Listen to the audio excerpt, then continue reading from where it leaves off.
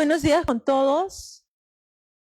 Vamos a empezar el segundo día que está relacionado a elaborar la estrategia regional del grupo de expertos de uso sostenible y media subsistencia de la UCN, de la Unión Internacional para la Conservación de la Naturaleza.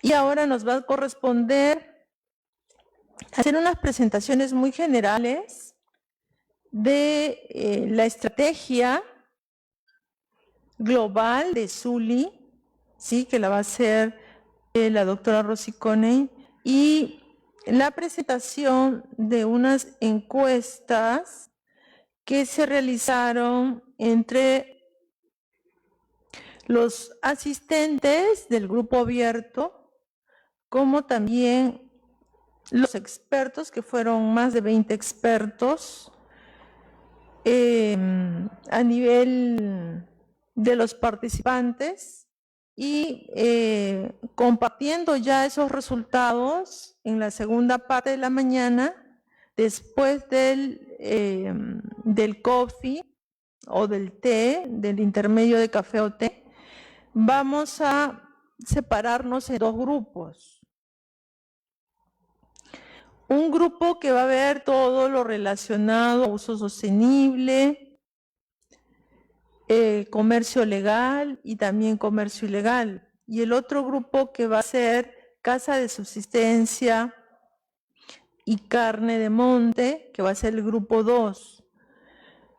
Para facilitar las traducciones, las interpretaciones, el grupo 2 se va a quedar en esta sala de conferencias y el grupo 1 se traslada a una sala paralela que está al salir de este auditorio.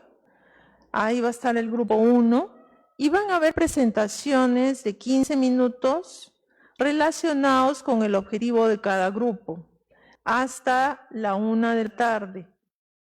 Y posteriormente ya trabajamos en grupos cerrados para la formulación de la estrategia con el grupo de expertos que está participando en esta reunión, y más bien el público en general estaría terminando a la 1 y se les estaría también entregando sus certificados por su asistencia a este evento. Entonces vamos a empezar con la presentación de la doctora Rosy Coney, sí, sobre la estrategia de SULI 2018-2021.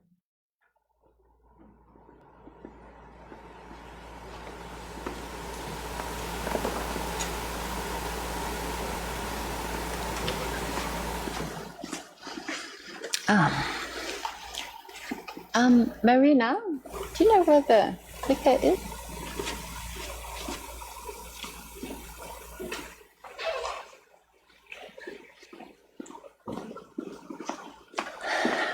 Good morning, everybody. Morning. So today I'm going to tell you a little about SULI's broad strategy for the next few years to provide some broad context for the planning here in the region. So first I need to explain a little about IUCN, the International Union for Conservation of Nature. IUCN, which is the parent group of SULI, is the world's largest and oldest conservation organization. It was founded at the same time as WWF and by the same people. So people often use the metaphor for IUCN of the triple helix. Does this make sense in Spanish? For DNA, we have a double helix, and IUCN has the triple helix. It has 3 different elements. First, we have the members of IUCN. This is the core of IUCN. IUCN has, I think it's about 2,000 members. So these are both government members, typically the environment agencies from each country, as well as non-government members, so NGOs from all over the world. Secondly, we have the Secretariat. So these are the people who work directly for IUCN at a head office in Switzerland, but then national and regional offices all over the world, well, at least in almost all of the world. And then we have the commissions, and this is where SULI sits as part of the commissions.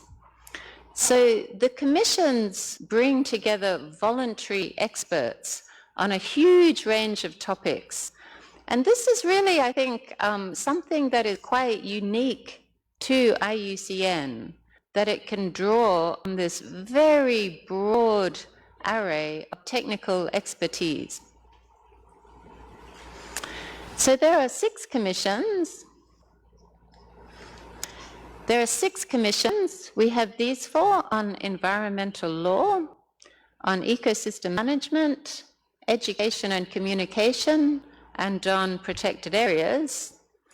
And then we have these 2, CESP. This is the Commission on Environmental, Economic and Social Policy, and SSC, which I think is still the largest commission, about 10,000 members, the CC Survival Commission. And then SULI sits right in the middle here. It's a specialist group of both commissions coming together. So this is quite important because CESP tends to be social people, people who are concerned with human communities, and the SSC tends to be the species people, biologists, people working in natural science. And so SULI seeks to bring these 2 communities together, to work together on these issues around human use of wild species. So all of SULI's work is based on this very important policy statement from IUCN. This was a policy agreed back in 2000 at the IUCN World Congress at that time. It has these very important statements.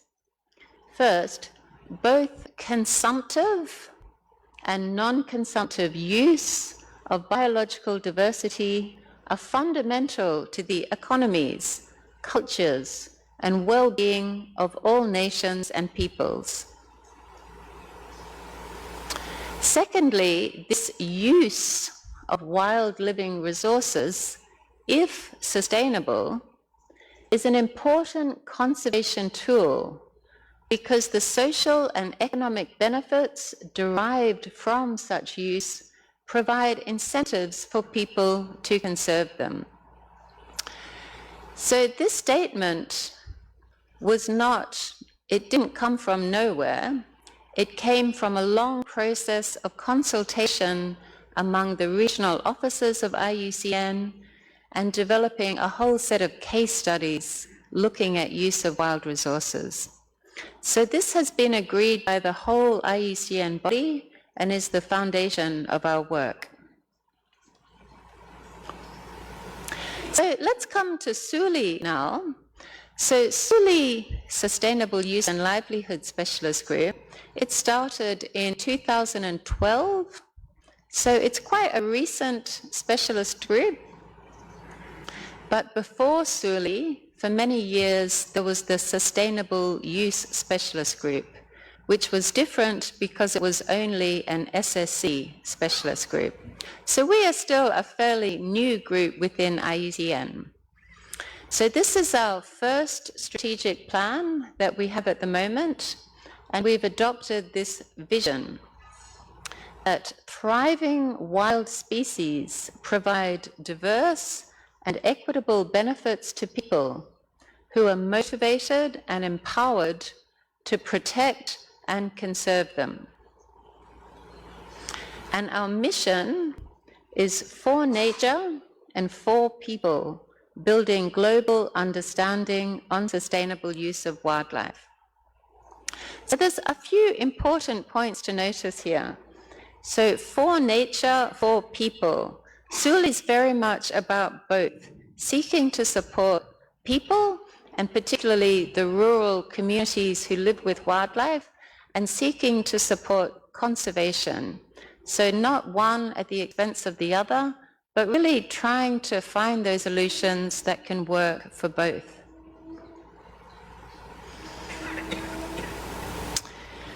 So as I mentioned yesterday, this is the fourth, or maybe I didn't mention yesterday, but this is the fourth regional meeting of SULI. So since we started, we've been gradually trying to build our regional networks of SULI members. So the first meeting we had was for East and Southern Africa in Zimbabwe a couple of years ago. Then last year we had a meeting in Central Asia, in Kyrgyzstan. Earlier this year we had our first meeting in India. And now we're here in Lima for Latin America. So we're really trying to build strong regional networks that can connect with people on the ground, working in the field, and take those messages through to the global level. And we also really want people to, we really want to encourage learning across regions, because every region is very different, but at the same time, there are very similar messages and very similar problems that people are dealing with in the different regions. So we really want to encourage this transfer of learning and experience across the different regions. So what's our strategic plan? So very broadly, here are our key objectives. First, to build knowledge and understanding. That's really the core of what we're doing. On sustainable use, what that means, and how to achieve it. We have a focus running through most of our work on incentives for conservation. So this is based on the recognition that you don't achieve conservation just by passing laws about conservation. That's, of course, important and a key element, but that alone doesn't lead to conservation outcomes. We need to create the circumstances that provide incentives for people to conserve wildlife. Secondly, we have a strong focus on rights, indigenous and community rights to use and manage wild species as a fundamental component of equitable and just approaches to conservation. Secondly, and this is particularly true in the last 2 to 3 years, we have a strong focus on supporting indigenous and local communities to have a strong voice in national and regional and international discussions on conservation and sustainable use. So we recognize that it's much more effective and powerful to enable communities to speak for themselves, not to be trying to take their messages to international policy. So, for example, last year in London, at the big illegal wildlife trade conference in London, we and our partners supported 40 community representatives from 10 different countries to make their own interventions into that conference, to be there to develop a statement and to deliver that to all the governments that were assembled. And finally, to influence practice and policy, because at the end of the day, that's where change happens. So we try to build knowledge we tried to increase the number of Indigenous and community voices in the room, and through that, we seek to influence what actually happens, policy and practice.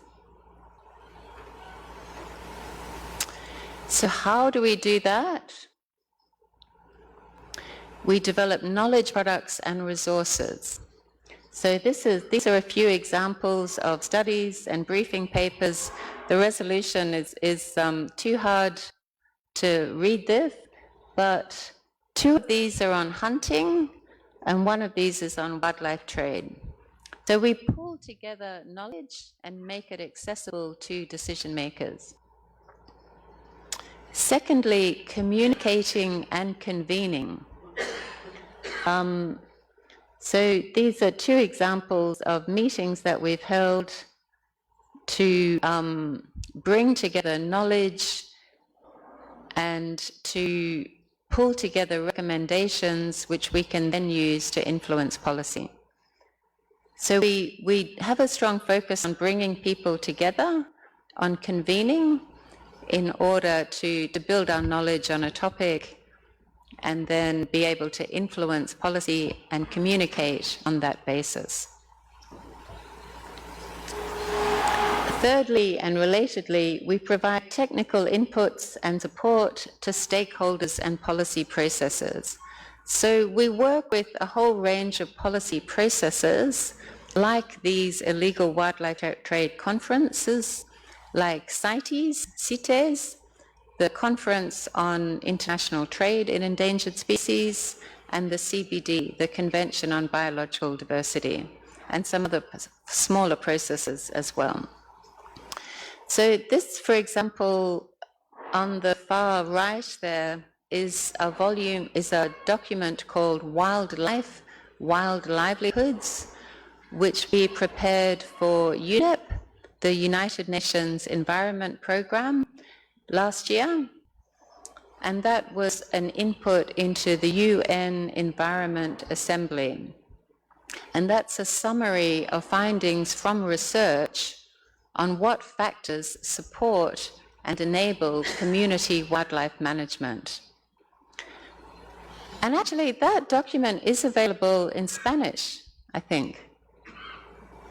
We at least have a summary of that document in Spanish. So I will find that and make that available to you. That might be quite interesting to people here. So currently, we have 4 broad areas of work. So first, wildlife trade. So, and specifically about using legal, sustainable, well-managed trade in wild species to support conservation and local livelihoods. So we have a number of products. We work in CITES, the CITES and Livelihoods meeting last year in China. As a result of that, we've been developing a whole set of case studies. So I hope many of you found the case studies that were available out the front yesterday. There were 4 from this region on Arapaima in Brazil, Taricaya in Peru, Vicuña in Bolivia, bighorn sheep hunting in Mexico. So those are part of a larger group of 10 case studies, which were prepared for CITES this year. Second priority is engaging communities in combating illegal wildlife trade. Why is that important and how do we do it? And we work very closely with Traffic and IIED on this subject. So as you saw yesterday, we produced a whole range of guidance and documents on this subject. Thirdly, hunting and sustainable wildlife management. So a whole range of different kinds of hunting, from subsistence hunting to trophy hunting, which is very important in some parts of the world. Oh, sorry, forgot that one. And we've been particularly working in the Convention on Biological Diversity on this subject, and also CITES. So finally, fourth priority is integrating Indigenous and local knowledge within the management of wild species. So 2 products we've been working on there. One is guidance for integrating Indigenous and local knowledge into red list assessments. So this document is still in process because it's a very difficult subject with lots of different viewpoints. So we thought we were almost finished, but we still found problems. So at some point in the next year or 2, we hope to have a final guidance available on that.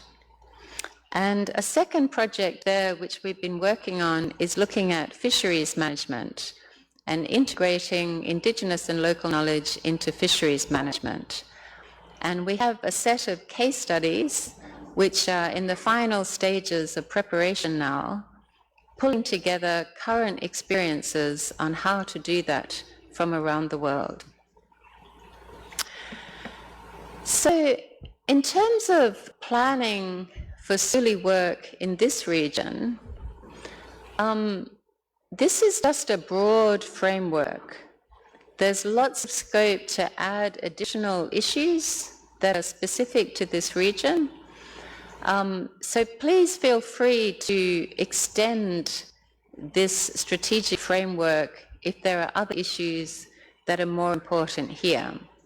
So don't feel you have to stick to these 4 priorities. And if some issues are just not important, you can ignore them. If there are other issues that are really important here and that fit within the broad objectives, then it's fine to add those in as well. So that's it for me. Good luck for the planning.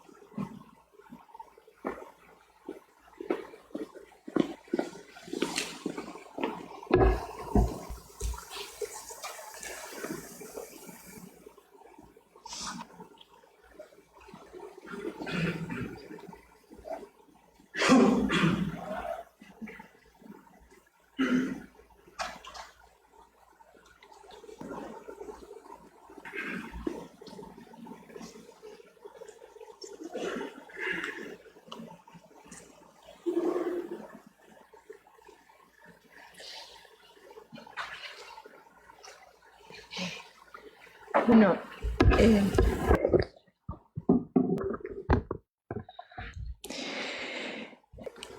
cuando las personas que participaron en el evento se inscribieron, una de las preguntas finales, tanto en el formato en español como en inglés, fue que ellos puedan marcar unas respuestas en relación a las acciones para combatir el comercio ilegal de vida silvestre. Y acá, de acuerdo a la percepción de muchos, porque no todos los que han sido, los que han colocado las respuestas, trabajan en el campo de esta línea, pero bueno, sí tienen percepciones en relación al tema. Entonces acá nosotros vemos que en general han sido 158 personas las que, no sé si se ve bien para ustedes o está borroso. Porque para mí sí se ve bien. ¡Oh, qué terrible! Entonces acá nosotros tenemos que el mayor porcentaje, las personas piensan que las acciones más importantes son el trabajo con las comunidades en sinergias con otras instituciones gubernamentales, no gubernamentales, entre otros, ¿no? Entonces ahí 72,8% son las personas que piensan que una de las acciones prioritarias para combatir el comercio ilegal de vida silvestre es trabajar con las comunidades.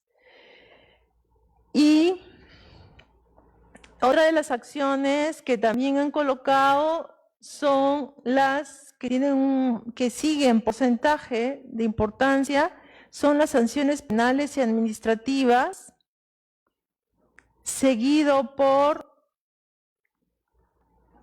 políticas específicas. Y bueno, esto también tiene relación con tratar de que las políticas que se establezcan en los países pues estén correlacionadas con la realidad, ¿no? Que se formulen políticas en base a la problemática, estudios, conocimientos científicos y tradicionales, y en base a esos conocimientos se establezcan las políticas y la normativa, no al revés. No saquemos políticas imaginándonos sentados en un escritorio, ya sean políticas técnicas que sacamos las instituciones gubernamentales o políticas legales que pueden salir a través del Congreso o el Poder Ejecutivo, pero siempre sin constatar la realidad, sin basarse en estudios científicos e integrados con el conocimiento local, se sacan políticas las cuales luego no son posiblemente aplicadas en el campo. Entonces, es muy importante que esos porcentajes sean los más altos, ya tanto como para los expertos como las personas que tienen la percepción que esas son las acciones prioritarias.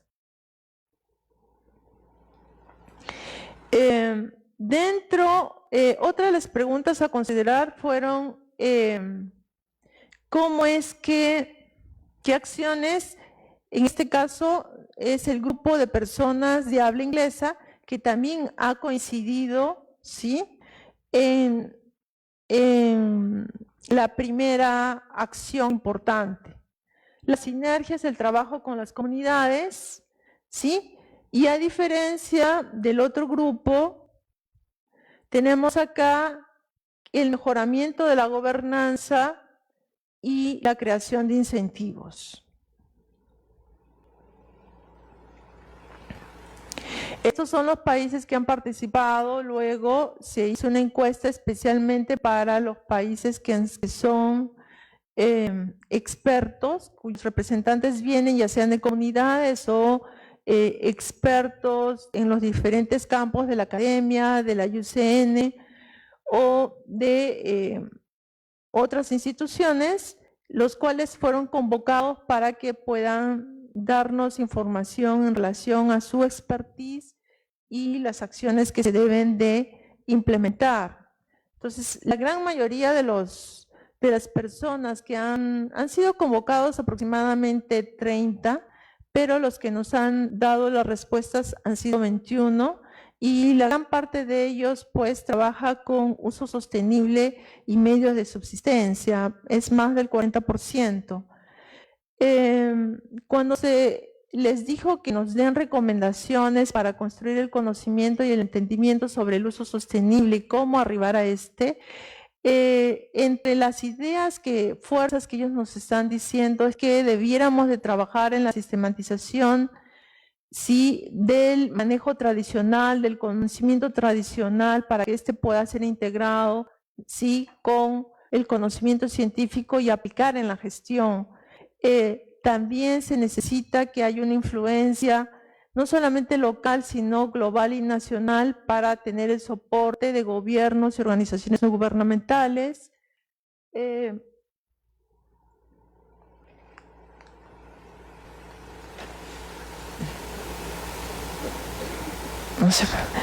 No sé por qué está saliendo así, creo que es una falla del proyector. También dentro de estos ideas fuerzas, nos manifiestan la importancia de definir los derechos, crear una plataforma para intercambio de información. Bueno, y existe People Know Poaching, que nos va a ayudar bastante. Todo lo relacionado a campañas de educación. Hay que integrar el conocimiento biológico con también el conocimiento cultural, ¿sí? Y ver cómo éstas se pueden trabajar para generar las políticas de incentivos o de restricción. Luego también se les solicitó que nos dieran alcances para mejorar toda la sensibilización, cómo deberían ser los incentivos para la conservación y el desarrollo. Y dentro de estos, pues nos dicen que es importante las campañas del reconocimiento de la importancia que se hace en uso sostenible para la conservación y desarrollo. Es decir, que tomemos en cuenta que una de las estrategias para ser exitosos en conservación y desarrollo sostenible, pues es el uso, ¿no? Es el uso de los diferentes componentes de la diversidad biológica principal con las comunidades. Socializar los proyectos, intercambiar entre comunidades, como estamos haciendo ahora. No hay un intercambio, no solamente es el experto que viene a hablarnos a nosotros de los proyectos que se ejecutan con comunidades. Esto es diferente, vienen las comunidades a presentar sus resultados, que ellos trabajan con expertos y con el gobierno. Realizar seguimientos, ¿no?, de los incentivos, de los derechos del uso sostenible que se promueven y ver cuáles son los cuellos de botella, ver cómo nosotros podemos ir retroalimentando el sistema para que seamos exitosos. Las plataformas nuevamente son sumamente vitales. Destacar los beneficios e incentivos para las comunidades, empoderarlos y hacer documentos, documentos muy ágiles para mostrar las evidencias de éxito que se tienen en el trabajo del uso sostenible. ¿Cómo hacer que las voces de las comunidades puedan tener mayor alcance, ser mejor oídas, ¿no? Definitivamente es el fortalecimiento de estas comunidades por los diferentes, y el aliento a las comunidades por diferentes mecanismos que se puedan implementar. Además, considerar que esto es una prioridad, diseminar la información a través de los diferentes medios sociales que existen. No olvidar que esto está vinculado también a gobernanza y soberanía, y igualmente tenemos mecanismos ya existentes como la plataforma de People Know Poaching. La influencia de las prácticas en las políticas, ¿no?, el desarrollo de acciones.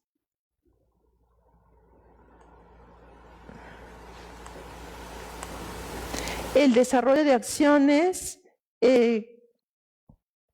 para nosotros poder trabajar con la conservación. También tenemos que incluir a las comunidades locales que trabajan con ecosistemas marinos, ¿no? No solamente pensemos en el trabajo en ecosistemas terrestres o de aguas continentales. Nuevamente, la investigación, las prácticas concretas y políticas que necesitan un cambio, sí, en base a la evidencia. No pueden hacer cambios en base a la imaginación, ¿no? Tratar de mejorar la empatía con las comunidades, inclusive con los ilegales, ¿sí?, para que ellos por convicción puedan cambiar de actitud frente al componente biológico, poblacional o comunidad biológica o ecosistema que está siendo afectado, ¿no? Y las traducciones de todos los resultados de las plataformas que se desarrollen para que tenga una mayor influencia en la toma de decisiones.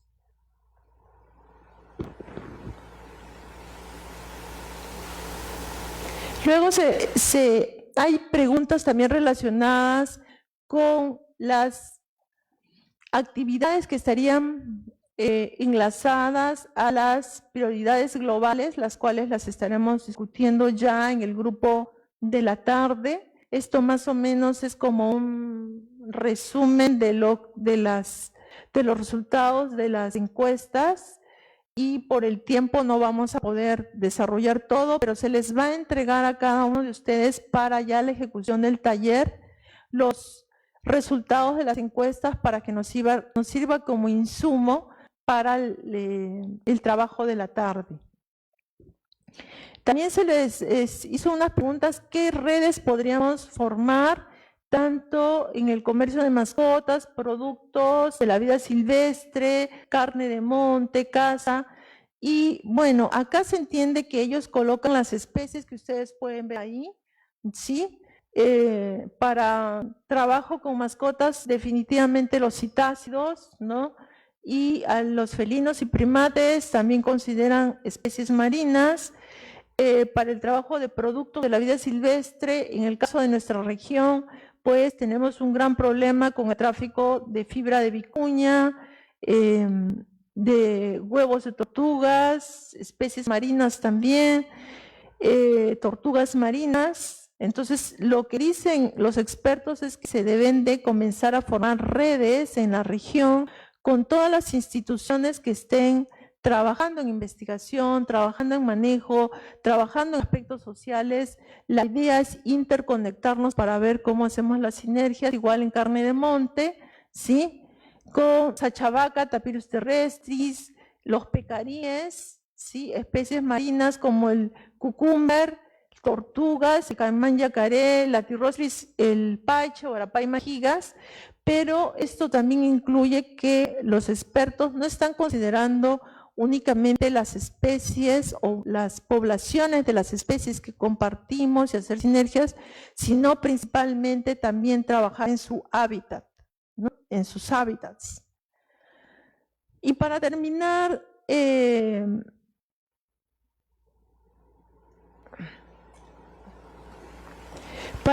nosotros tenemos acá las acciones a considerar para combatir el tráfico ilegal, y se les dijo que hagan una valoración, y para políticas específicas la valoración máxima fue de 5, para los cambios en los normativos legales ha sido 6, y para los incentivos igualmente ha sido 5.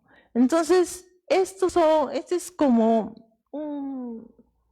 una mirada muy rápida que estamos haciendo de las respuestas de las encuestas que nos van a ayudar como base para el taller de la tarde.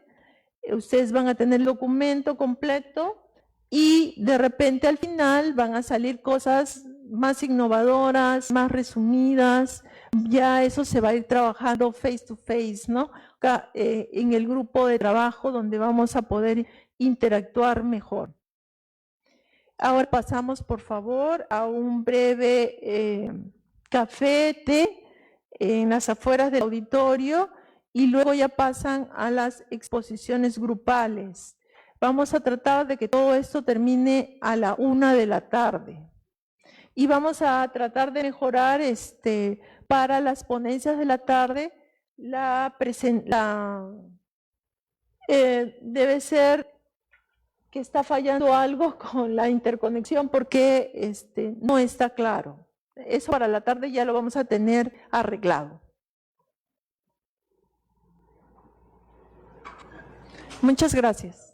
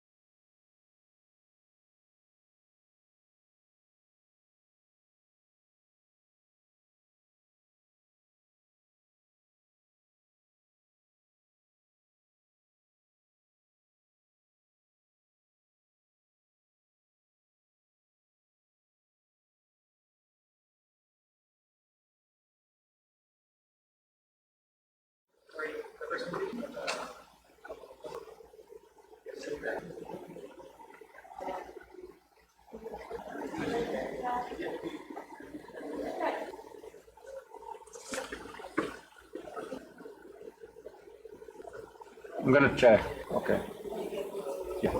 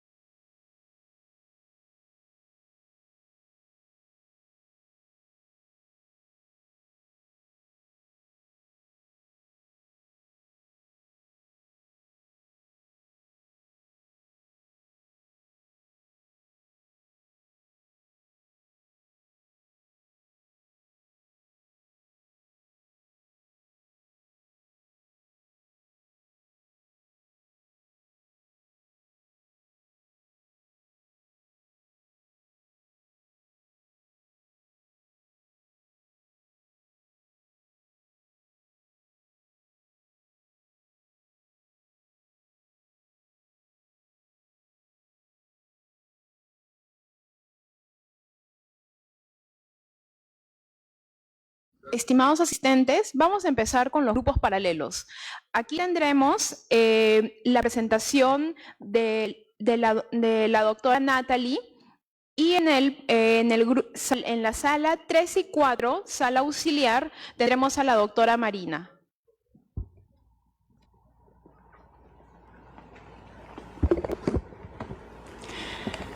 Buenos días a todos. Mi nombre es Natalie Van Vliet.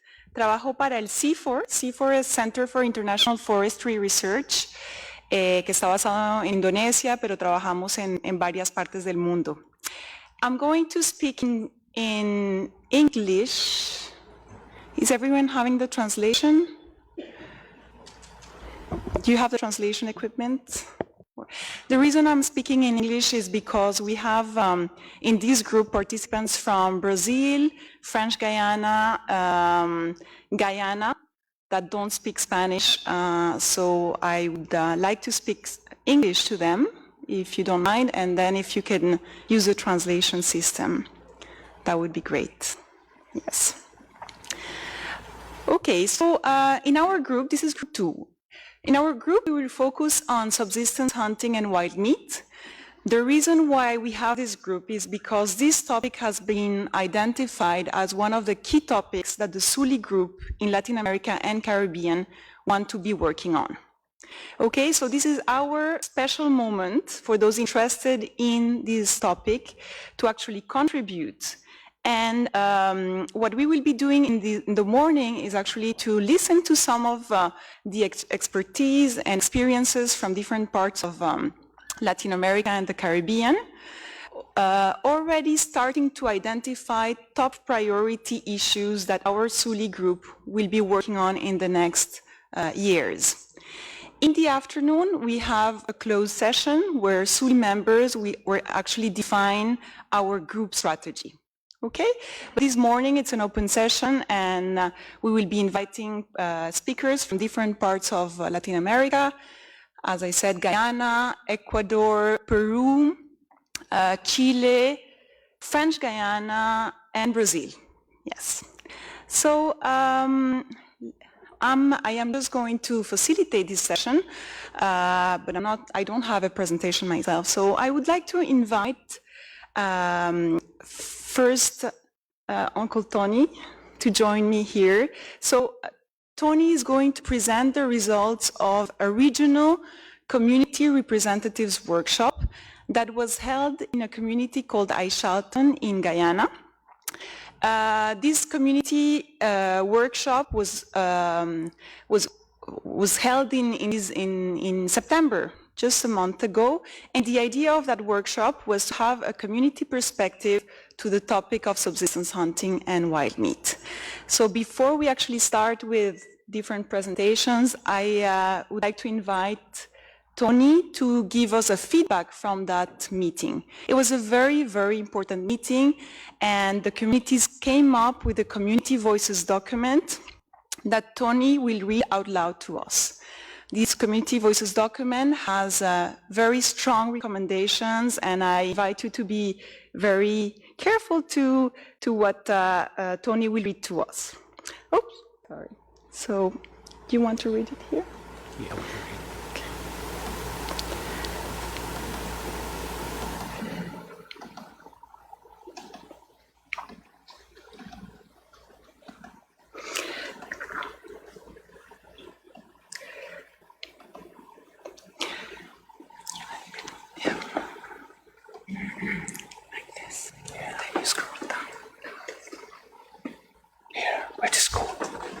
Where is scroll? When you scroll with 2 fingers. Oh, 2 fingers. Let me see. Okay. Okay.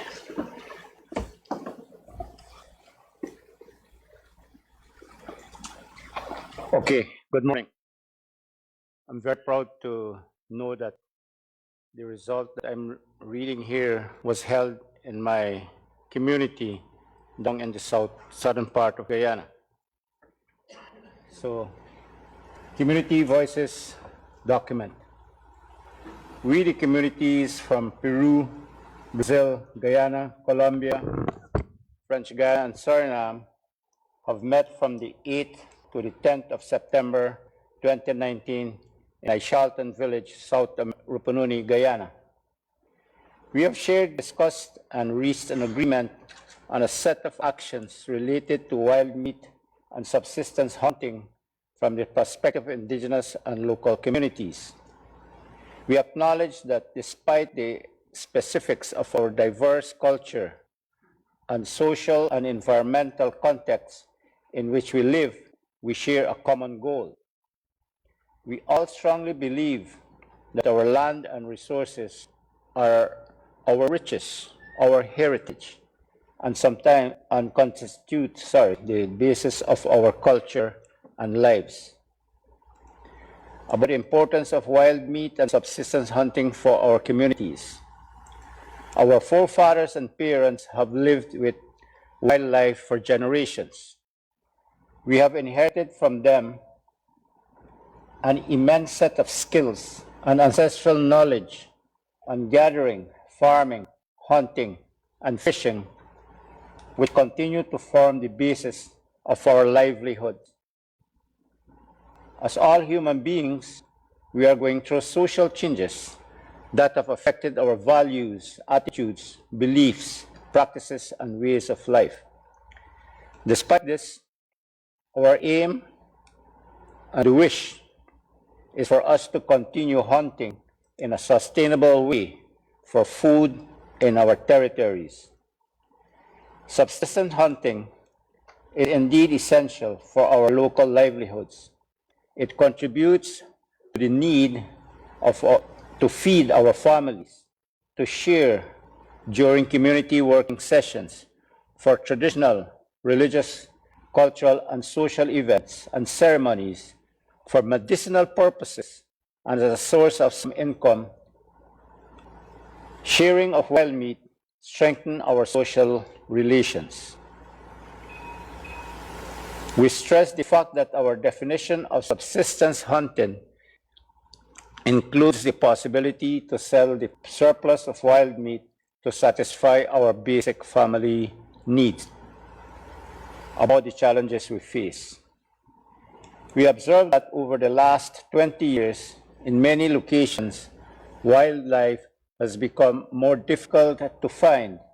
And when we go hunting, we usually need to invest more effort to find game. We acknowledge that we have also placed increased pressure on our wildlife because of numerous reasons, including population growth, sedentarization, I think it is the word, I can't read it properly, sorry, changes in hunting tools, limited recognition of the true extent of our traditional territories, and the need to feed our families. We also recognize the adverse and irreversible impact of unregulated large-scale logging activities, illegal mining, illegal wildlife trade for the international market, large-scale agro-industry on our wildlife. These external factors perpetuate habitat loss, pollution of our rivers, example, mercury poisoning, and increased wildfires in our territories. The harm caused by these activities is also exacerbated by climate change. We are concerned about the health of our communities, which is being affected by changes in our food and increased access to our industrial food. We are facing serious challenges due to the loss of our cultural identity. Our youths are losing interest, knowledge, and skill in hunting and other related traditional activities. About our management efforts. We acknowledge that if no actions are taken, it will be difficult to maintain a healthy wildlife population in the future. And this is why we have already started to take action to manage our land and our natural resources. Our experiences have led us to organize ourselves to defend our land, maintain and revitalize our culture, and work towards sustainable management agreements Our wildlife agreements rules include agreements on the following: hunting seasons and calendars based on traditional knowledge, list of animals that we can't hunt, as well as a list of commercial species where relevant, quotas for species, demarcation of hunting zones and no hunting areas, guidelines and rules for shifting cultivation, restoration of wildlife habitats with fruiting trees. We monitor our wildlife and hunting activities because this provides us with key information to support our management decisions. We combine traditional knowledge with new technologies for data collection. We educate our young people about our cultures and traditions, about the importance of wildlife for our community's livelihood, and about the need to manage in an effort to ensure that our young people don't lose interest in our heritage. We defend our land by monitoring and reporting authorized and unauthorized activities. We are starting to bring sustainably managed products to the market by transforming and packaging the wild meat. We are learning from our experiences on how commercial trade can provide income to our communities while preserving the resources for future generations.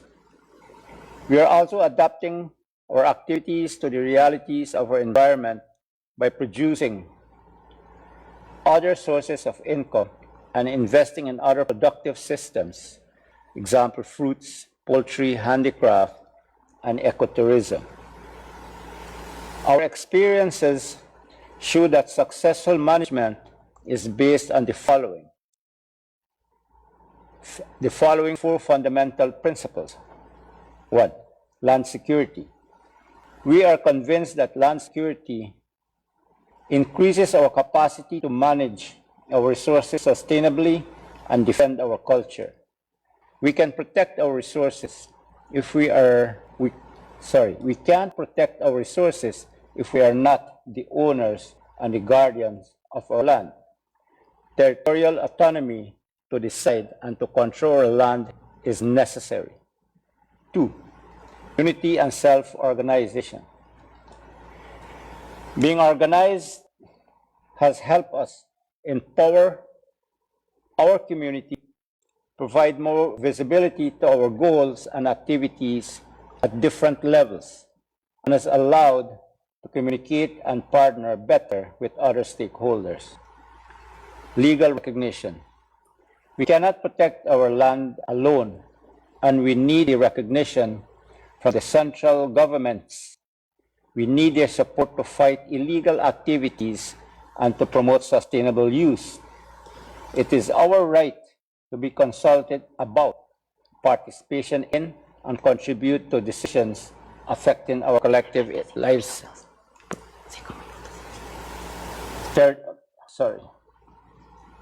It is our right to be consulted about, participate in, and contribute to decisions affecting our collective lives and territories. The current disconnection of vision between the decision-making bodies in centralized governments and our local vision leads to the misunderstanding and conflict. Our activities need to be legally recognized through a clear regulation which is articulated with the needs of our local communities. Based on the 169 Convention, our governments have the responsibility to include our communities to decisions that affect our resources. Co-management and network partnerships with the national government, NGOs, and the academic world with the leadership from our local communities are key to success. Inter-community sharing to exchange knowledge and experiences has also proved to be very fruitful. We acknowledge that sustainable hunting can be better achieved if our youth and leaders are trained and have the capacities to manage sustainably, and if systems for data collection and analysis are put in place in our communities, particularly on the following topics: wildlife population, hunting levels, quantities, species, sites, seasons, etc., key habitats for wildlife, breeding grounds, spawning areas, feeding areas, etc., local and traditional hunting and management practices, wild meat exchange and trade flows from the community to markets, habitat changes, deforestation, mining areas, logging areas, etc. Recommendations. We urge our governments to recognize and respect security of our land rights for indigenous and traditional peoples. We therefore stand united to claim the demarcation of our territories where it has never been done, or to extend our land titles. 2, we recommend our governments amend existing legislation and policies so as to support and recognize customary laws and traditional knowledge on hunting, use of natural resources, and importance of traditional territories for wildlife conservation.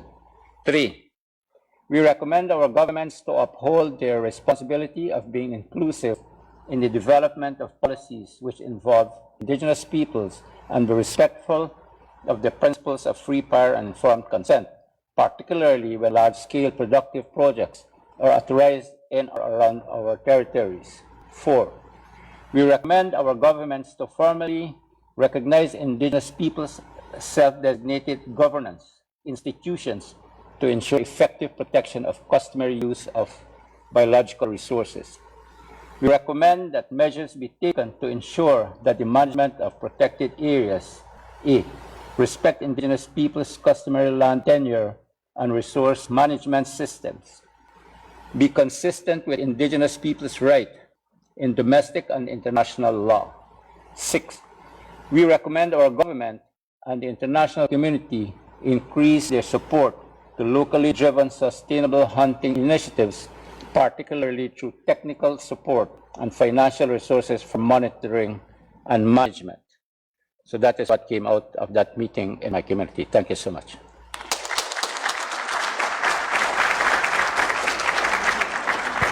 Tony, please stay, because the organizers want to give a small gift to the presenters. Gracias. So, very nice. Thank you so much, Tony. Yeah.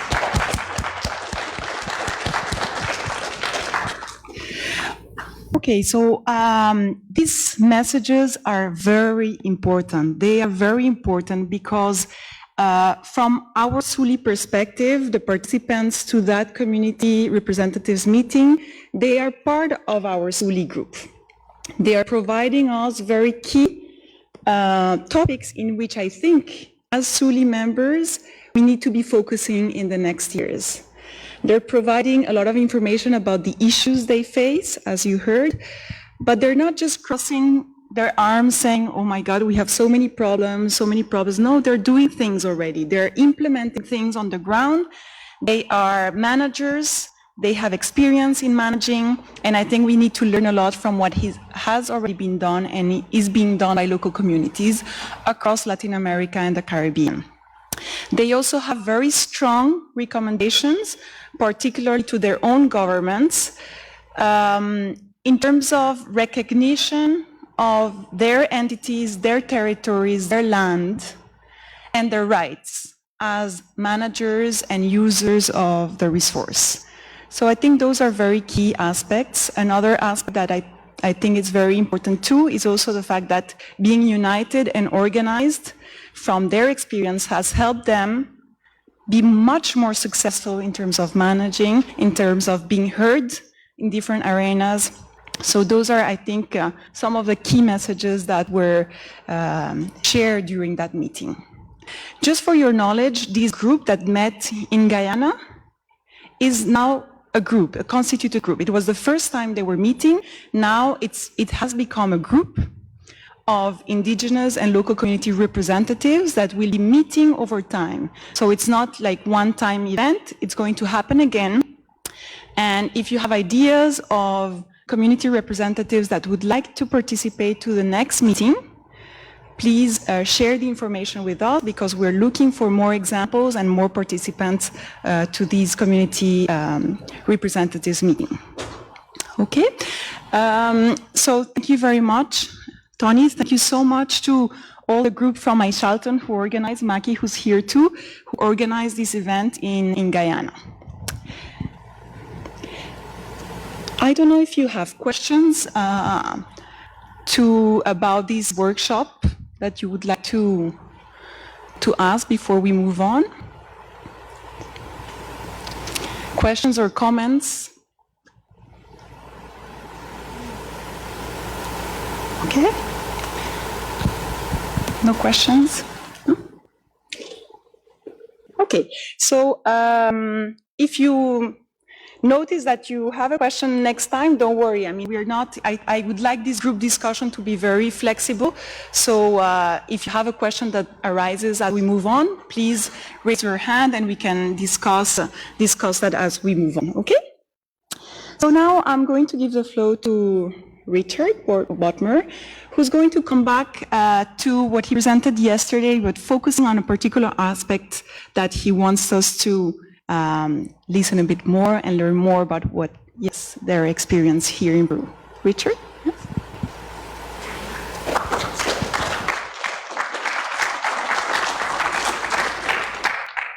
Do you want to use this one?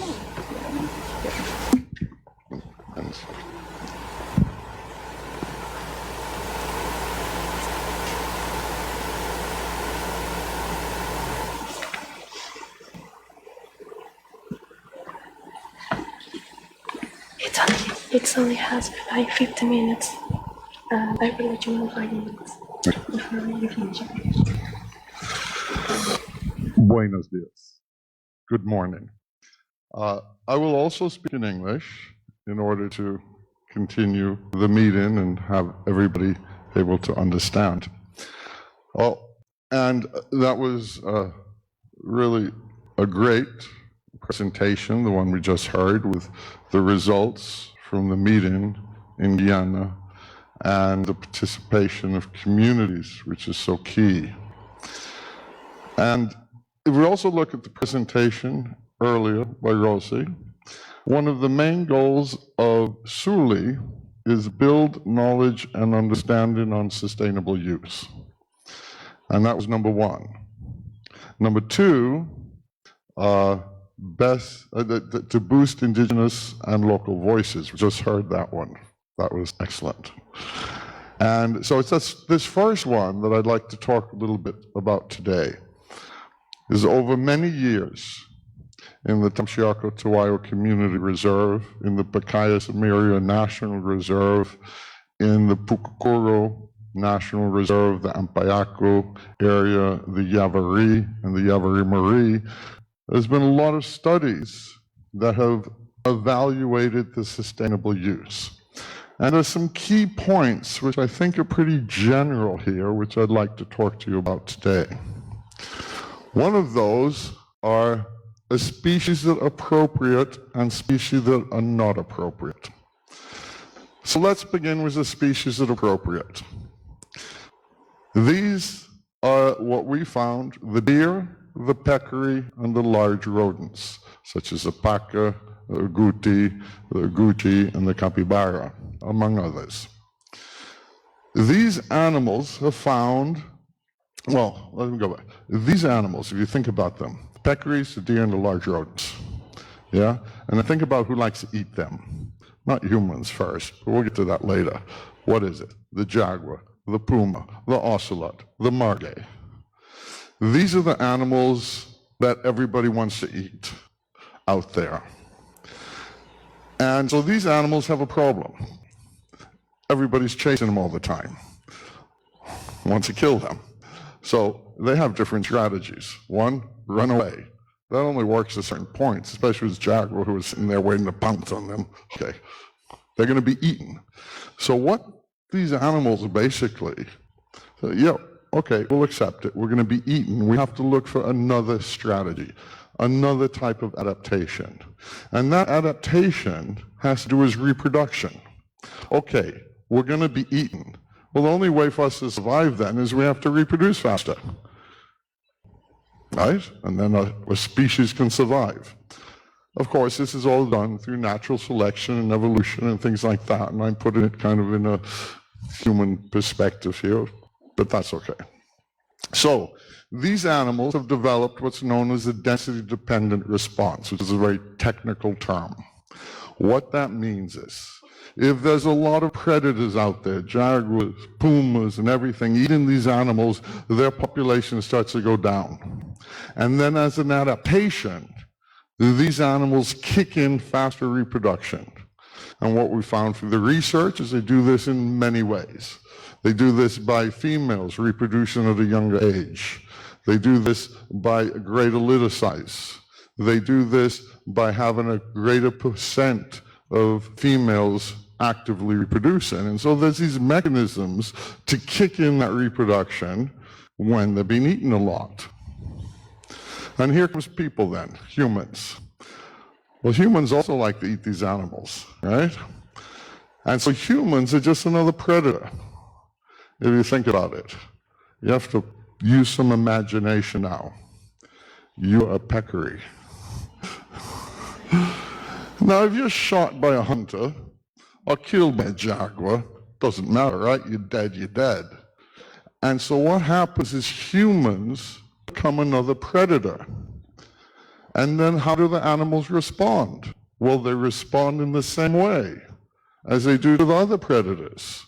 They increase their reproduction. That means that populations under hunting pressure stay about the same. They're reproducing more. They're producing more because of this relationship between the predators and the prey and these being common prey species.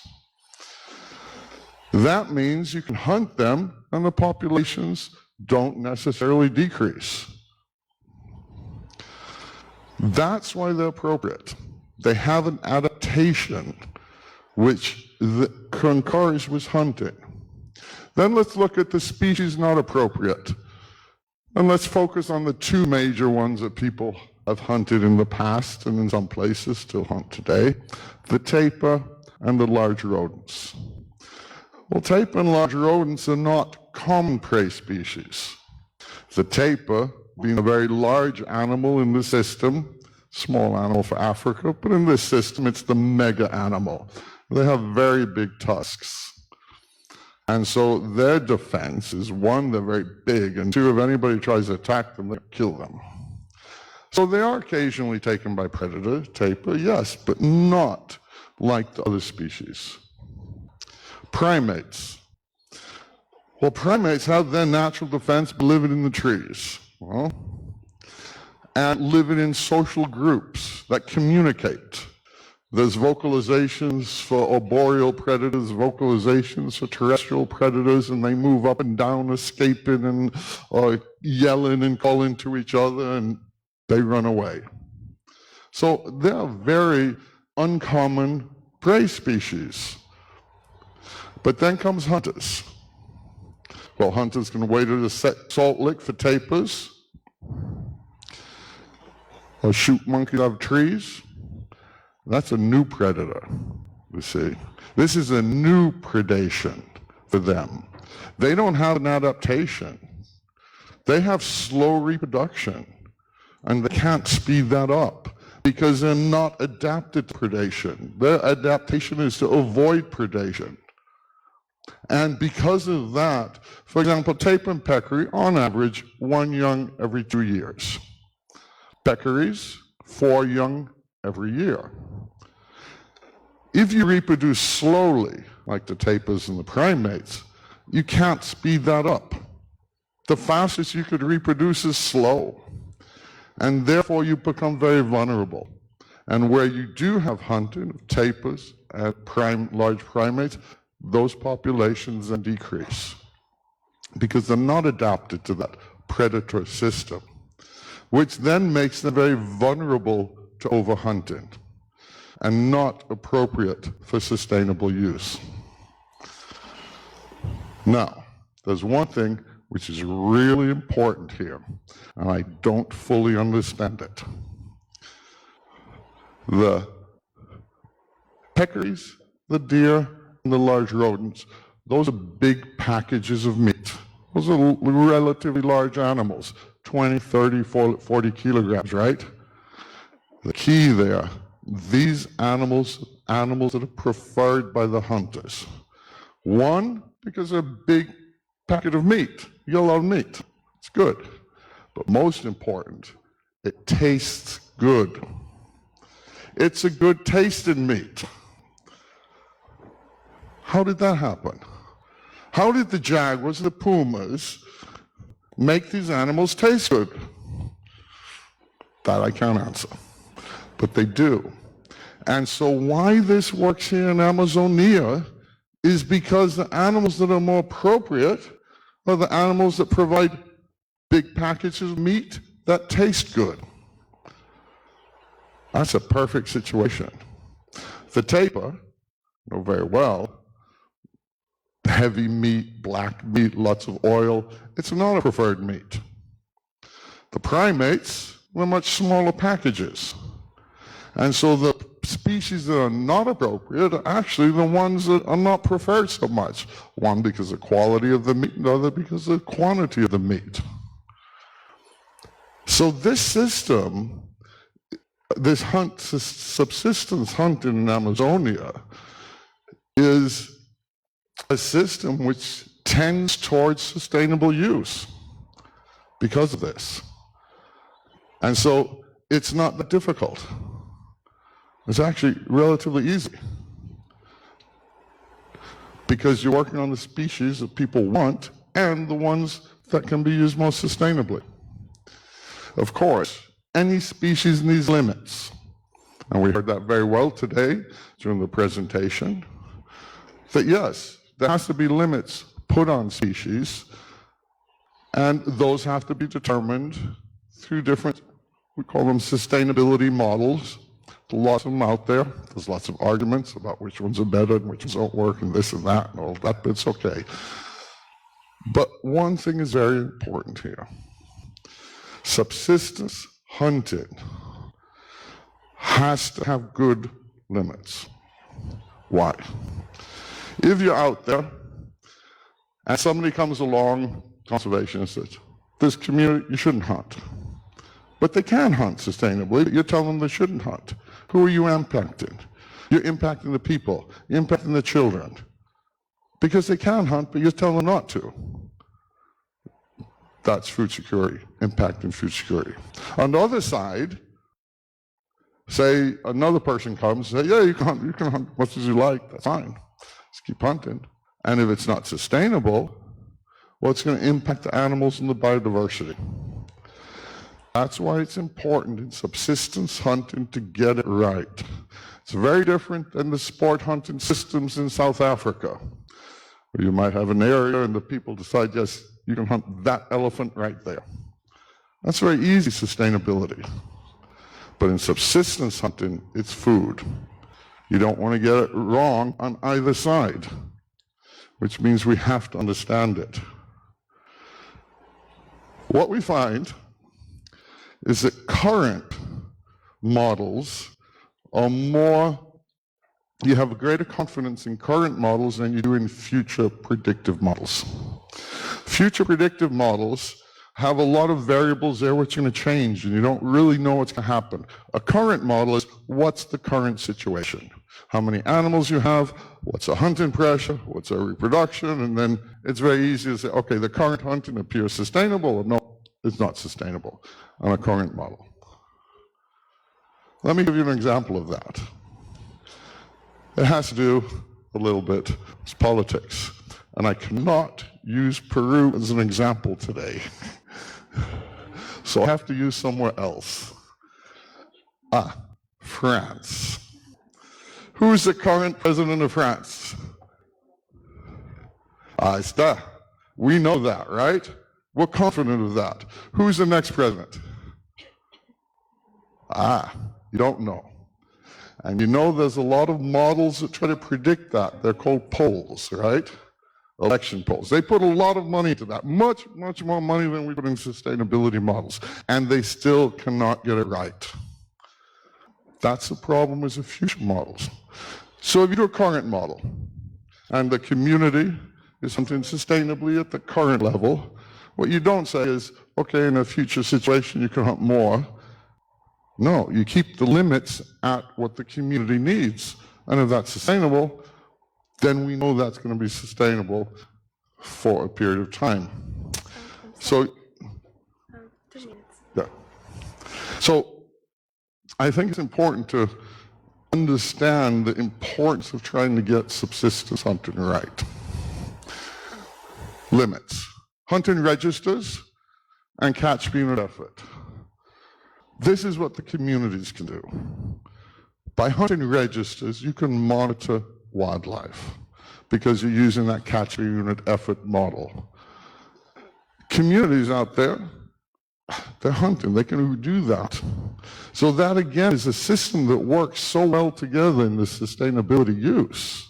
The communities themselves can do catch unit. And the beauty of catch unit effort, in its most simple form, is addition, how many animals were hunted, how many days you were hunting, and then you divide those two. Simple. You could do that in communities. You don't need fancy statistics. Oh, you can do fancy statistics and you can do all that and it'll probably be the same in the end. Always is.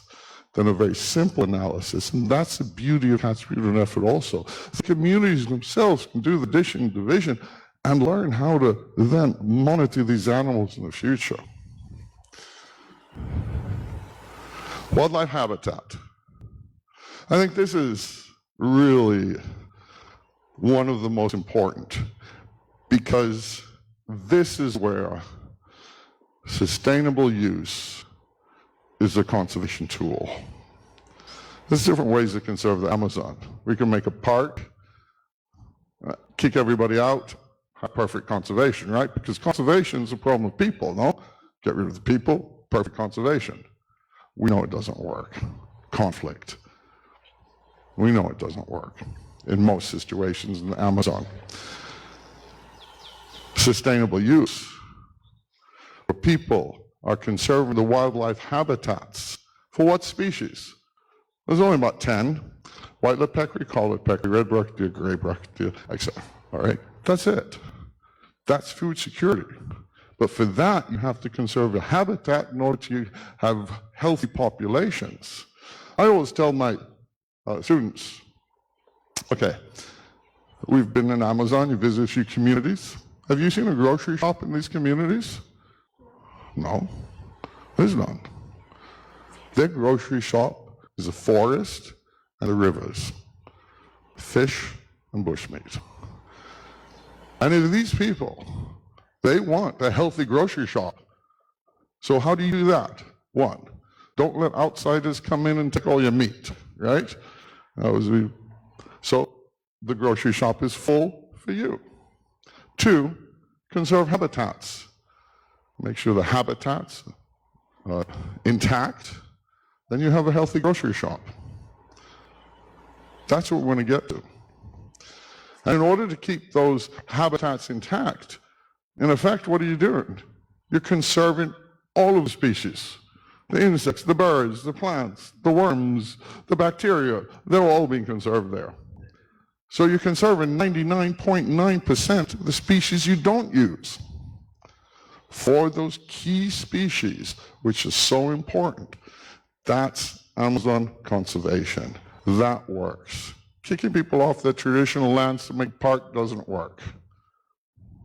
Having people conserve their forest because of their livelihoods, because of subsistence use of wildlife, commercial use of wildlife done under subsistence practices, that is conserving the Amazon.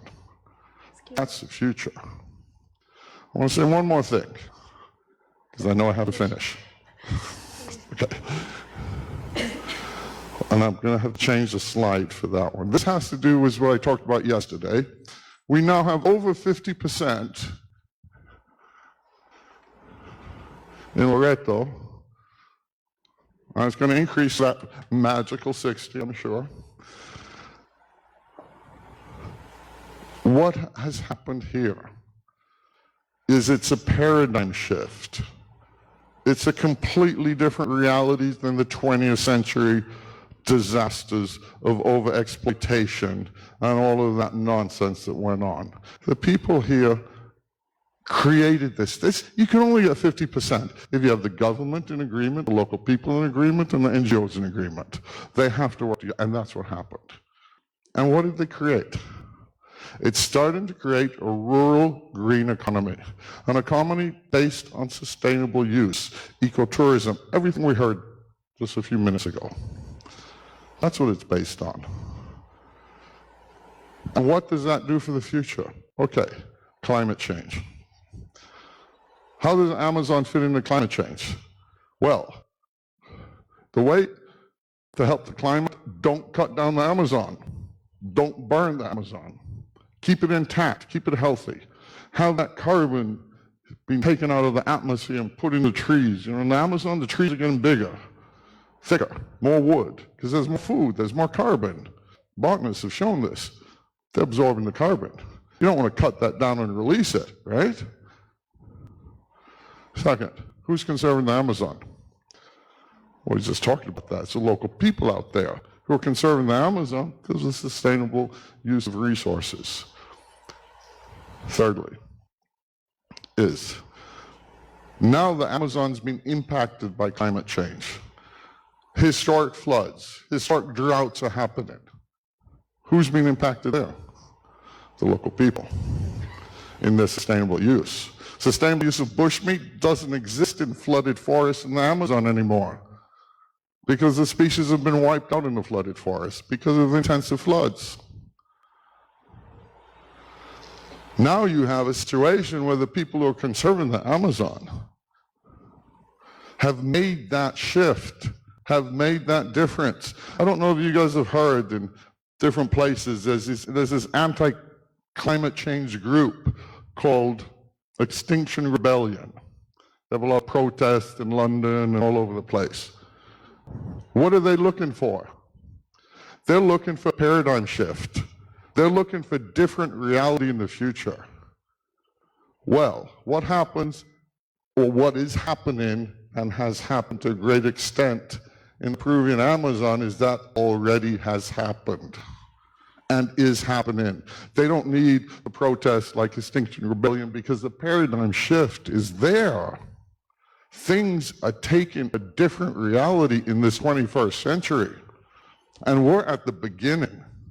And I am confident from what I'm hearing today, and I'm hearing all over, and I'm seeing in the news, that this will happen. Not only here in the Amazon. In the past, people looked at the Amazon and said, oh, we have to help conserve the Amazon, right? We have to come down and help. We have to save the Amazon, right? Yeah. Now what's going to happen? The rest of the world should look at the Amazon, at least this section and other sections like it, say, that's how we need to conserve. The Amazon, this type of system, is going to teach the rest of the world how to move forward in this next century. Because this world is heading for complete disaster. And unless these type of things happen more frequently, the future is very uncertain. And so I think the message here is very broad and very large for the entire world. Thank you.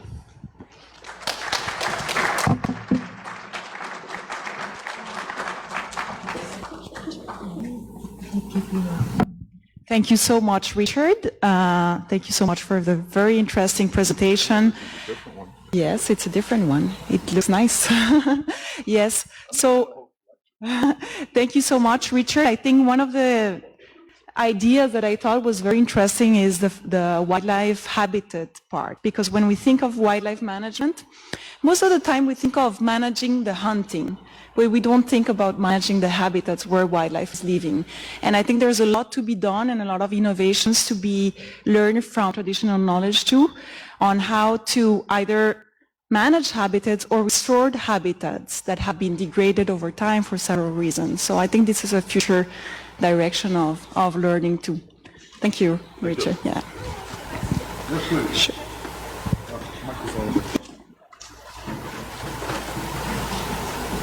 Thank you.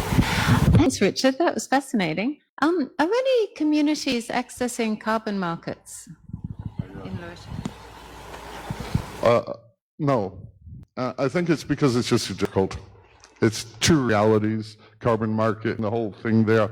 There are some people who've tried and are kind of doing that, but not the local communities, more NGOs in that sense. Yeah, so that's a business model based on New York and Frankfurt and London, which is difficult to integrate in the... In the last 5 years, Aboriginal communities in Australia have just got into it in a massive way. It's like a really dramatic shift. So it's worth looking at in the longer term. Definitely, definitely. Yes, thank you. Okay, because of time, we won't have time for other questions, but maybe later, if the other presentations are keep with their time, maybe we can come back to this presentation.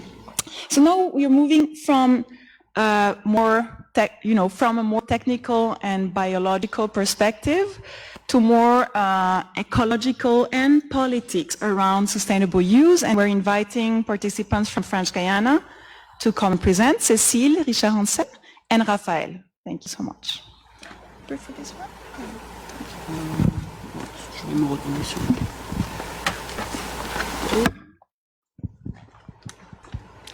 Hi, everybody. I'm Cécile Richard Hansen, and with 15 minutes, okay. We are going to share with you our experience and our work in French Guiana around these interesting topics of subsistence hunting and sustainability. How does it work? Okay, just a few quick reminder, because I know that most people don't know exactly where is French Guiana, so we are here. Yes, we are part of South America, of Latin America. Small country, small country, but we are part of Guyana Shield ecosystem. So that means, talking about biodiversity, that it's probably less diverse and less productive ecosystem that comparing with Western Amazonia, for example. So we have also to keep that in mind. It's only terra firme forest. We have no flooded forest in French Guiana, except very small spots of, but it's really in good status of conservation. We have evergreen continuous tropical forest almost everywhere in the country. Very few savanna mangroves on the coastal area. Okay, we are very few concerned by logging and not by logging but deforestation.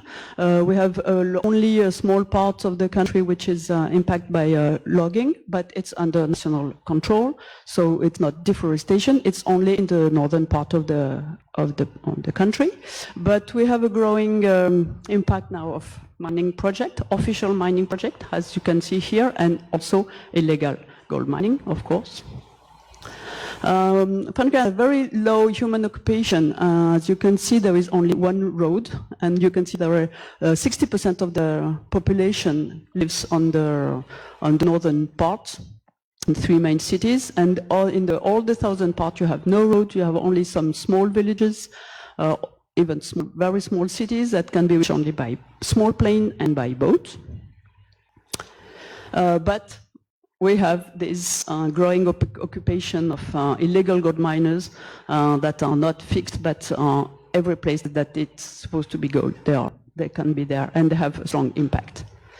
Here, speaking about indigenous population we have in French Guiana, around 50% it would be evaluated. You can see that most of them are of indigenous population are in the southern part, Wayana, Wayampi, Tekos population, and some also live on the coastal area. The French constitutions, the first states that all citizens of French Guiana have equality of rights. And so that means that it's a very particular situation comparing to all your countries. There is no specific status for native population. There is no land, there is no right specifically, because they're just French citizens and they can be distinguished from the others. And France ratified the United Nations Declaration on the Rights of Indigenous People, but not the Indigenous and Tribal People Convention. And so it's make political problem to solve for us. After that, we have to add the Maroon population that live along the river, Maroni River, that live in a mainly a traditional way from the forest also. And after, it's a mixed population from various origins. The hunting policies in French Guiana is part of France, but the hunting regulation is completely different. France said, okay, it's different. There are no speaking about that. So we have some very few regulation, some protected species, fully or just for commercial purpose. We have some local regulation, recent local regulation, very few protected areas, and until this year we had no hunting license. And beginning next month, in January, there is the hunting license will be for every people in French Guiana, but during 2 years they had possibility to ask for him, and it's given to all people asking for it. So all that is currently discussed, because beginning of January, they are going to have to pass an exam to have the hunting license. And for most of these regulation, except for the hunting license, there are exceptions for the communities of inhabitants traditionally taking their livelihood or the subsistence from the forest, that kind of phrased not to have to say they're indigenous people, because it's not according to the constitution. So they are allowed to hunt everywhere, and particularly in the national park or area. They have some zones of common use rights, and they have no bag limits or ban season. So just to see in a map where are those different protected areas, national park, just an illustration. Now, the French government now wants to develop adapted hunting regulation, because it's almost no real management in French Guiana, and so he wants it to be based, and we want it to be based on local and scientific knowledge. So we developed a lot of programs since for, I don't know, 15 years, something like that, 15, 20 years, so it's almost recent. Hunting surveys, abundance population surveys, and ecological studies, and a lot of working with local communities that Rafael will present you just after. Trying to work at all the country scale. You can see all the small dots. There are places where we are surveying abundances in unhunted and hunted places, and all the small stars, red stars, is places where we conducted hunting surveys. So we're trying to understand all situation, all habitat differences, all socioeconomic, all the situation, and try to integrate all that, because we have a plan for all French Guiana. And so it was for comparison, all habitat, of course. But we're also monitoring for long term, trying to, it's difficult, and land transect survey that repeatedly done in some places, not all of them, of course it's impossible, and hunting survey also, not every month or every year, just like Richard Bodmer. And after, we also have some places where we conduct species ecology studies more deeply, with only on some species that we think that need the more management urgently. Yeah. Okay, so hi everyone. Just to introduce the work we have been doing with the hunting service in the national park, we just need to emphasize a little to see how this national park works. So we are a member of, we are part of the network of the National Park of France, and this park has been created in 2007. It's a new generation park. Why? Because for the first time in the National Park System of France, they will be talking about helping inhabitants to develop, right? So because there were populations that were living in the south of French Guiana before the implementation of the park, so the park had mission of development. Yes, thanks. So here there is, like in light green, the buffer area where just the cities and the villages choose whether they want to be accompanied by the park or no. And this is the core area that is under strict protection, but where indigenous and Maroon people and inhabitants have the right to just go ahead on their usual activities, hunting, harvesting, etc. And here is what Cecile was telling about. It's the common use areas. So these are areas that are recognized for the local communities that is under their management, but still yet we don't have no management plans in these areas. So this area is very big, hardly accessible just by plane or by boat. And as it's a tool for conservation, but also for sustainable development. Let's see, our missions are, okay, to ensure that we are doing a proper management, but we want to do it. Our commitment is to do it with the local communities. So we have a mission of conservation, of course, nature, but also of the relationships that humans have with nature. And this is done by acknowledging the actual practices, right? And also the cultural diversity, because it has been said yesterday and today, people don't hunt for eating. That has something to see also with spiritual practices. So, and by doing that, we can participate in the quality of life improvement, because the rights would be recognized, because also we accompany to a sustainable and adapted economic development.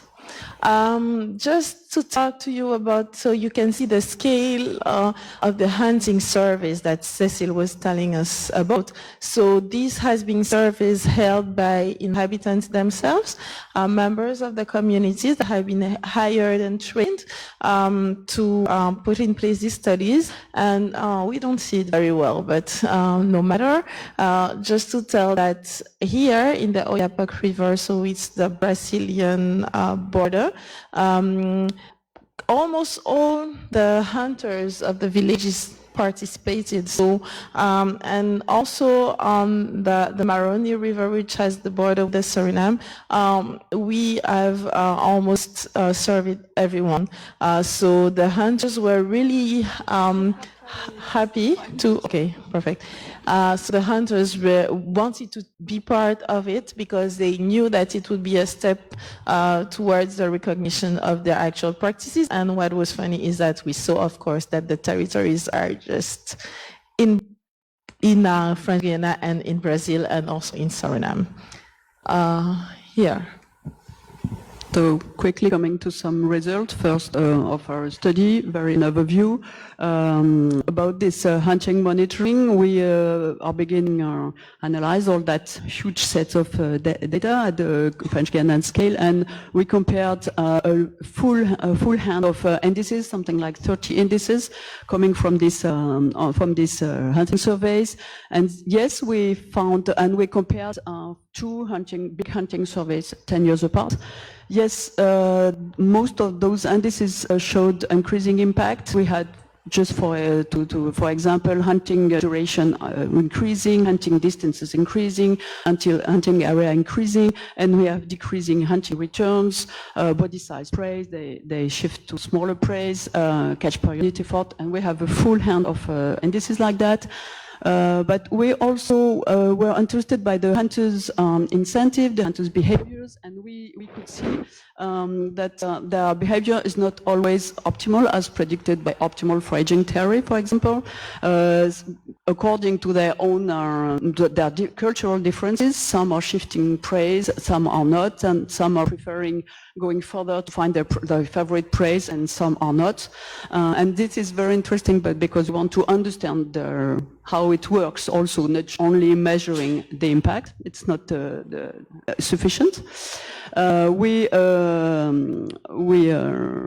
highlighted, I know a lot of people are agree with that, the importance of the spatial and of the scale analysis to infer if there's if it's sustainable or not, and we showed very lot of differences between the north and the south in French Guiana, which represented sort of kind of a gradient between rural in the north, rural hunting, and most true subsistence until in the south. The particularity of French Guiana, according to this data and comparing to other sites, it's a very large sites of hunting areas. This is to be connected with money incomes that people receive from government, because as French citizens, they have money incomes, and so they have motorboats, they have gas, and so they can go much longer, larger hunting areas, which can be seen as an advantage in some cases because they dilute their pressure, and which we think that it's a key notion in the sustainability, in particular in the isolated site, because they are surrounded by very large areas, non-hunted, and so it turns it to more sustainable use. But it's not the case, of course, for all the places, and in particular the northern part. Very quickly, we are also using more direct method, measuring abundances of game species, and this is very important that we take into account the different habitats. We have several publications showing that the large species community, the composition depends of the landscape, depends on many parameters, on the forest composition, geomorphology, many environmental parameters. For example, here, if you see the red line, we have the density of curassow, which is really influenced by the slope of the area. The more it's hilly, the more you have curassows. In non-hunted places, it's the red curve. I'm going to skip the next. Oh, merde.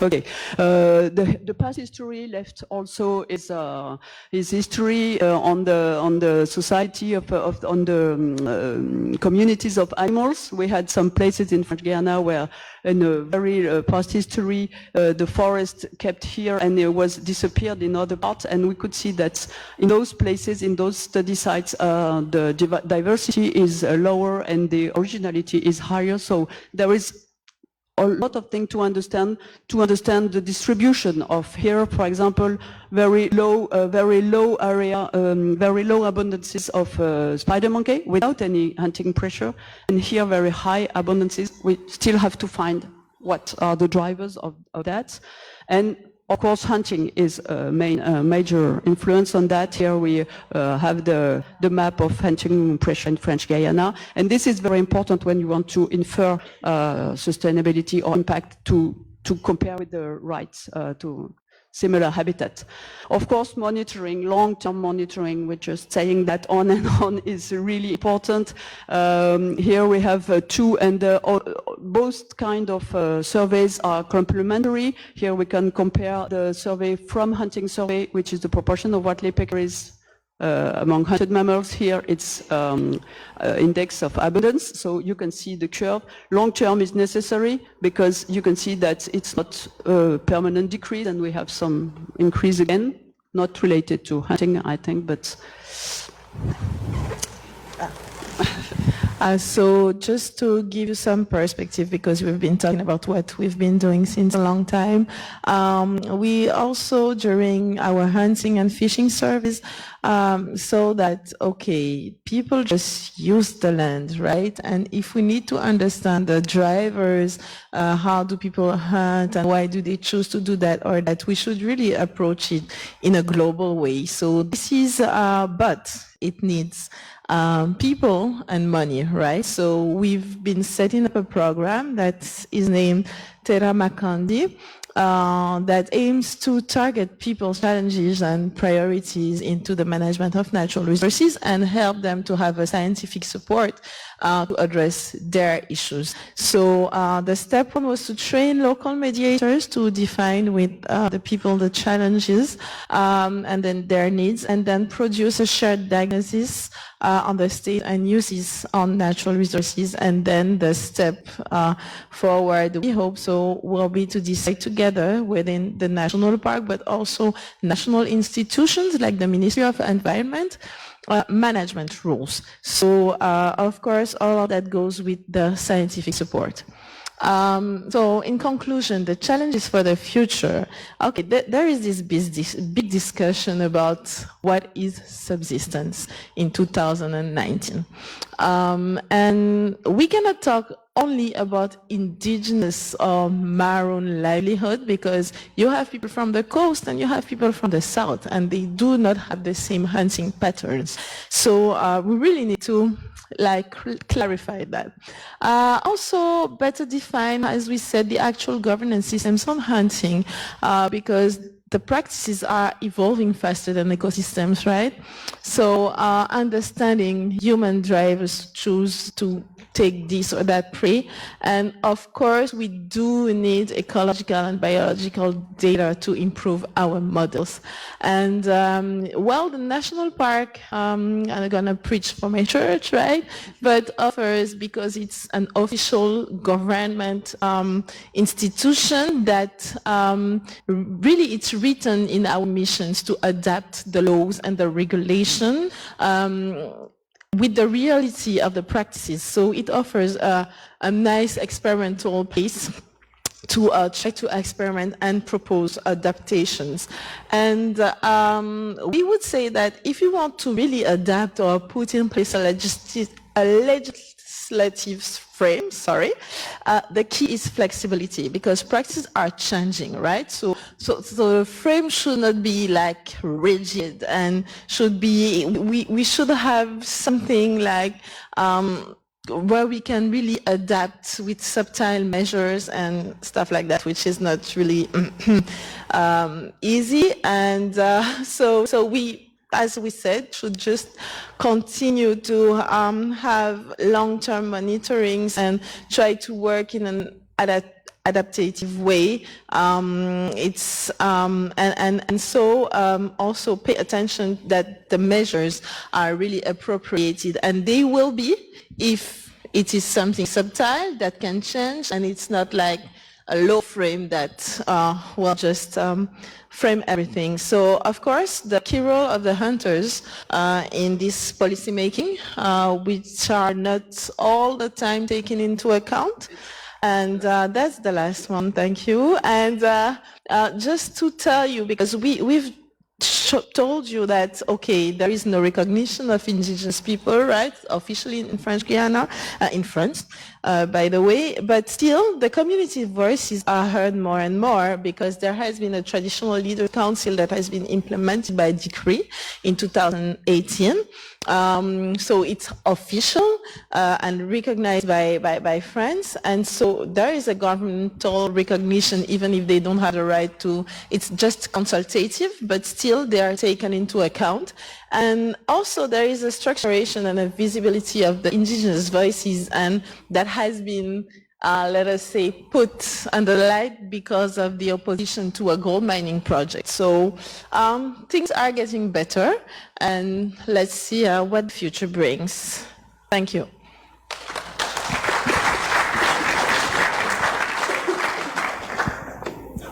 Thank you very much. Yes.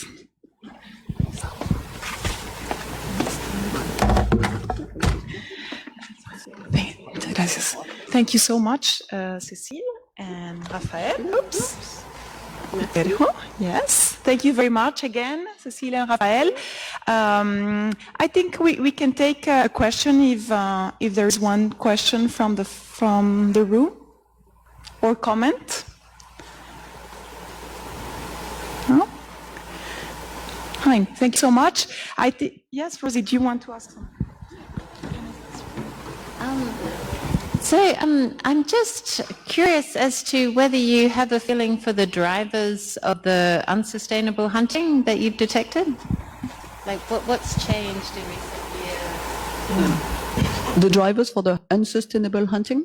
No, I didn't say it was driver for unsustainable, just wanted to understand why was the drive for unsustainable hunting? I don't know. In fact, we just wanted to more understand behaviors of hunters, and we discovered that you cannot apply models to everybody. In French Guiana, we have diversity as everywhere, and so each community reacted to changes, to the decreasing of their resources on a different way. And we try to see that through the indices.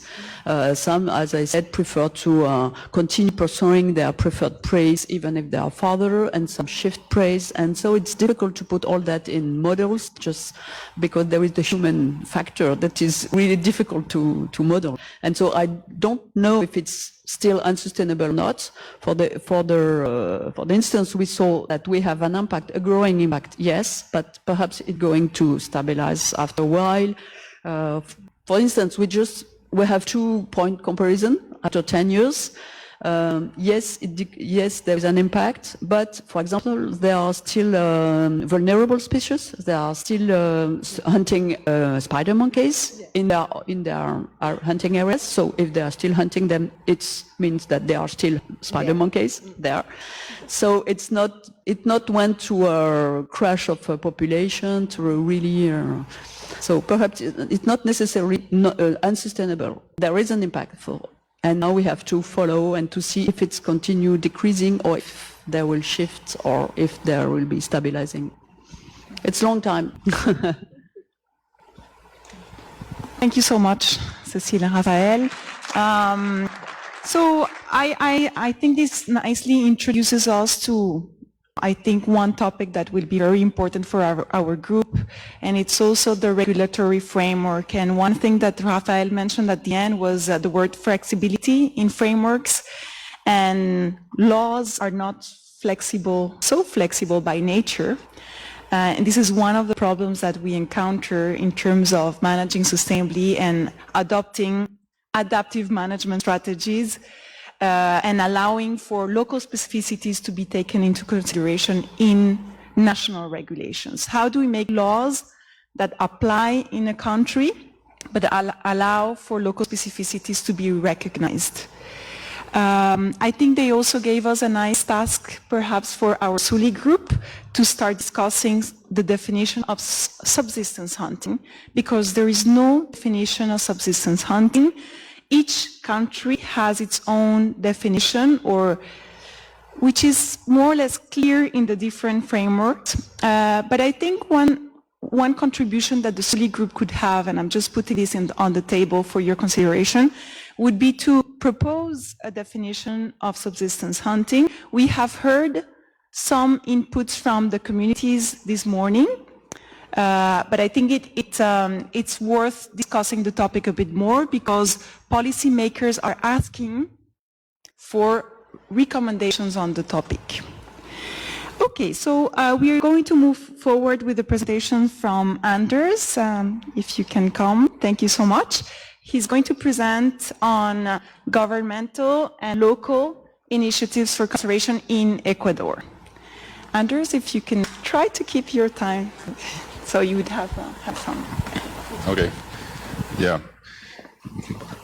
Okay, I think I will speak in English also. Voy a hablar en inglés porque el texto está en español, así que, so that everybody gets more or less the same treatment. Okay. Sorry to cut you. Could you speak slower for the translation, if you can? Yes. Okay, next slide. Hunting in Ecuador and Amazonia is very common among the indigenous people. Among the non-indigenous people, it is almost non-existent. It's very uncommon. What? ¿Qué pasó? Oh, this one. Okay. And I will speak specifically about the one community. It's called Sarayaco. It is, well, you see here the basic data, about 1,200 people living in 5 different hamlets. Indigenous Quechua people, about 1,200 people, 1,400 square kilometers. It's nowadays 25 kilometers from the nearest road. It was 45 kilometers 30 years ago, so the road is bit by bit getting closer. And the people live by hunting, fishing, and small-scale agriculture. And since 15 years back, also a lot of help, like financial support from NGOs. Let's see now. Oops. It is in many ways, very, very typical indigenous community. In other ways, very untypical. It's very well organized in the community. You see there are, they have there's community meetings every month or every 2 weeks. Became quite famous in the country and in the world in 2003, especially when they physically kicked out an oil company from the forest. And afterwards they won a lawsuit in the Inter-American Court of Human Rights. And well, this here on the left, oops. Hey.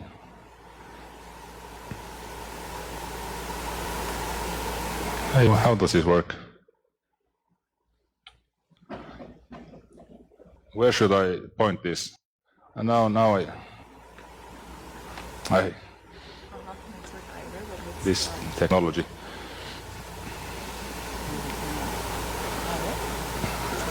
Yeah, okay. Okay. Yeah, also in 2014, the community,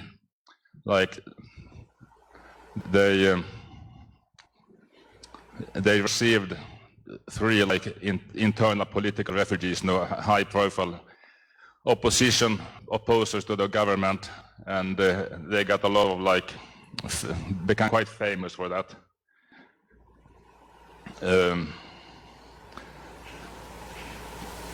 Quite conscious about their public image also. Oh no.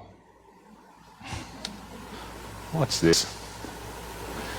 Well, this is a bit of a joke. Some youngsters there have a little joke about the public image. The government, the coastal people, and my friends from the city, they all have different images. What is, and in the end, what I really am, what I really do. I drink Masato, and that's it. So, well, I think this tells a lot about the kind of people that live there. And now, can somebody else do this? I can't handle these technological things.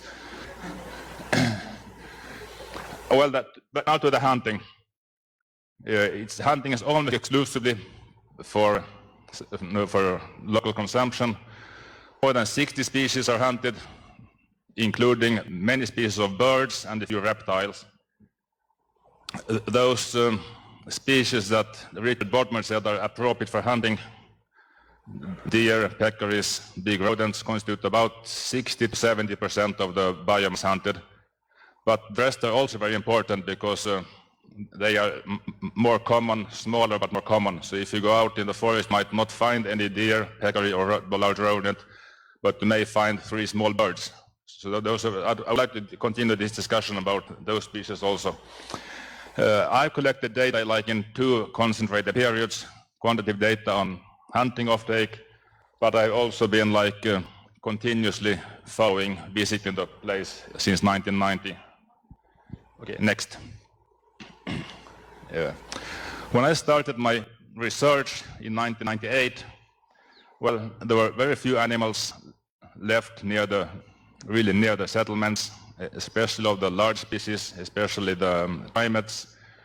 But also, some people were conscious about the problem of animal depletion, overhunting. But wildlife management was something completely unknown. Nobody had really something to propose. No, let's do this instead. Either they thought that we must stop hunting, we must just start to eat poultry and cow meat, or they thought that let's just continue as long as we can until all the animals are gone, and then what happens next we don't know. Yeah, next. But since 2003, people started to take a few local initiatives. I probably had some role in this because along with my research, I had a lot of workshops, and so we brought up this theme to became a theme of discussion. But I didn't really take the initiatives to this. So we can take the next one to go through this fast. So one thing was that they prohibited like I said export, but it's like exporting wild meat from the community to the town. Well, sending a piece of meat like to your kid who is studying in town, that's okay. But what they said is not okay is that people came and hunt like sacks and sacks and sacks to take to somebody who is celebrating a wedding in some close to a town somewhere where you don't have wild animals anymore, but you still want to celebrate weddings in the traditional way. So this was never a big problem, but it was starting to happen, and then the community decided, let's stop this. And a few like leaders, when they heard about this was going to happen, they like managed to get to the houses of the people who are going to do this and like talk to them, and explained, and it worked pretty well. It has not worked perfectly because the community, like board, the leaders, they change every 2 years. And sometimes they haven't been as active, the leaders, and then this has happened again, but it's more or less it has worked since the next. Then they have this traditional festival. It's like they go out for 2 weeks to hunt, a number of hunters, then for 4 days of festival. And many people who are concerned about this, that this is when we are exterminating the animals. In fact, my quantitative data shows that in biomass, the meat hunted for this festival is just 4% of the meat hunted over time, which is not much considering it's 2 weeks, which is basically 4% of the year. But this hunting is especially, you go to faraway places and you hunt especially a few targeted species, especially the woolly monkey, which is quite threatened. Okay, next one. Yeah, so they decided that let's not celebrate this every year, but every 2 years. The guy on the left is not me, by the way. They say that he's my double, but it's not me. He a bit looks like me. But after this, they did this. Now they celebrated but when they had passed this 1 year without a festival, next time they had a festival, the amount of hunters who went out to hunt, it was twice as much as before. It increased from 48 to 99, according to my data. And the biomass hunted for each hunter didn't change much. So basically, you have the same impact, but you have it like concentrated every 2 years instead of having it every year. Nevertheless, the people afterwards decided that we will have this festival only every 3 years. So let's see what's going to happen. Yeah, next. Then they created like one of these hamlets, decided on their own that we will create a reserve. But I had a bit of a part in this, because this was one proposal that people had done by themselves in the workshops that I arranged, and even long before actually, some young students proposed that they would do this. And at one point, I said like in an... You have 5 minutes. Okay. I said like in a community meeting that you had this idea, I believe in this. There were many ideas, and I think not all of them are realistic, but I believe in this. So let's try this. And I helped them also to like write a proposal, and they mostly they themselves managed to get to find the funding. So then there were like people working as guards, patrolling the forest. And it worked pretty well. And 2 years later, another reserve was created by another hamlet. No, next. Back again. And definitely worked. I don't have really quantitative field data on this, but people said, and I noted myself, that tapirs increased. There was also increase of peccaries and these woolly monkeys inside these reserves. But there were problems. People from a neighboring community started to go into one of these reserves to hunt. they noted that now there are many animals there, so they went in there to hunt. There were a lot of some criticism against these guards. Some accused them of being hunting themselves, and some said that no, that they were fishing too much and this and that. And also there was some conflict between hamlets, because this second reserve, it was in an area that was used actually by 2 of the hamlets, but only one of these had take the initiative to get in charge of the reserve and then get funds so that they could not go in the money by being forest guards. There was also a conflict with another project, NGO project, funded project, that was about demarcation of the territory. Because when people went out to do this demarcation, they hunted on the way. And then the people working with the reserve say, hey, you're not allowed to hunt here, it's a reserve. And then the other people say, no, we can hunt here, no, you have no right to prohibit me. So like two projects of the same community, they became like in conflict with each other. And in the end, the guy who was they changed like the coordinator every 2 years more or less. In the end, they put a guy who couldn't write the reports to the funders, and then it all, no more funding, and this all ended. So it was an experience, and it kind of worked, but it doesn't work anymore. Next. Then this Chontayaku hamlet also decided, no, let's not hunt tapirs at all. Which really, I was really impressed, because the tapir is such a big animal, it's worth so much. I never thought that people could be voluntarily abstaining from hunting that animal. But they decided so, and it functioned very well. One old man hunted a tapir really near the village, just like a month after they had decided this.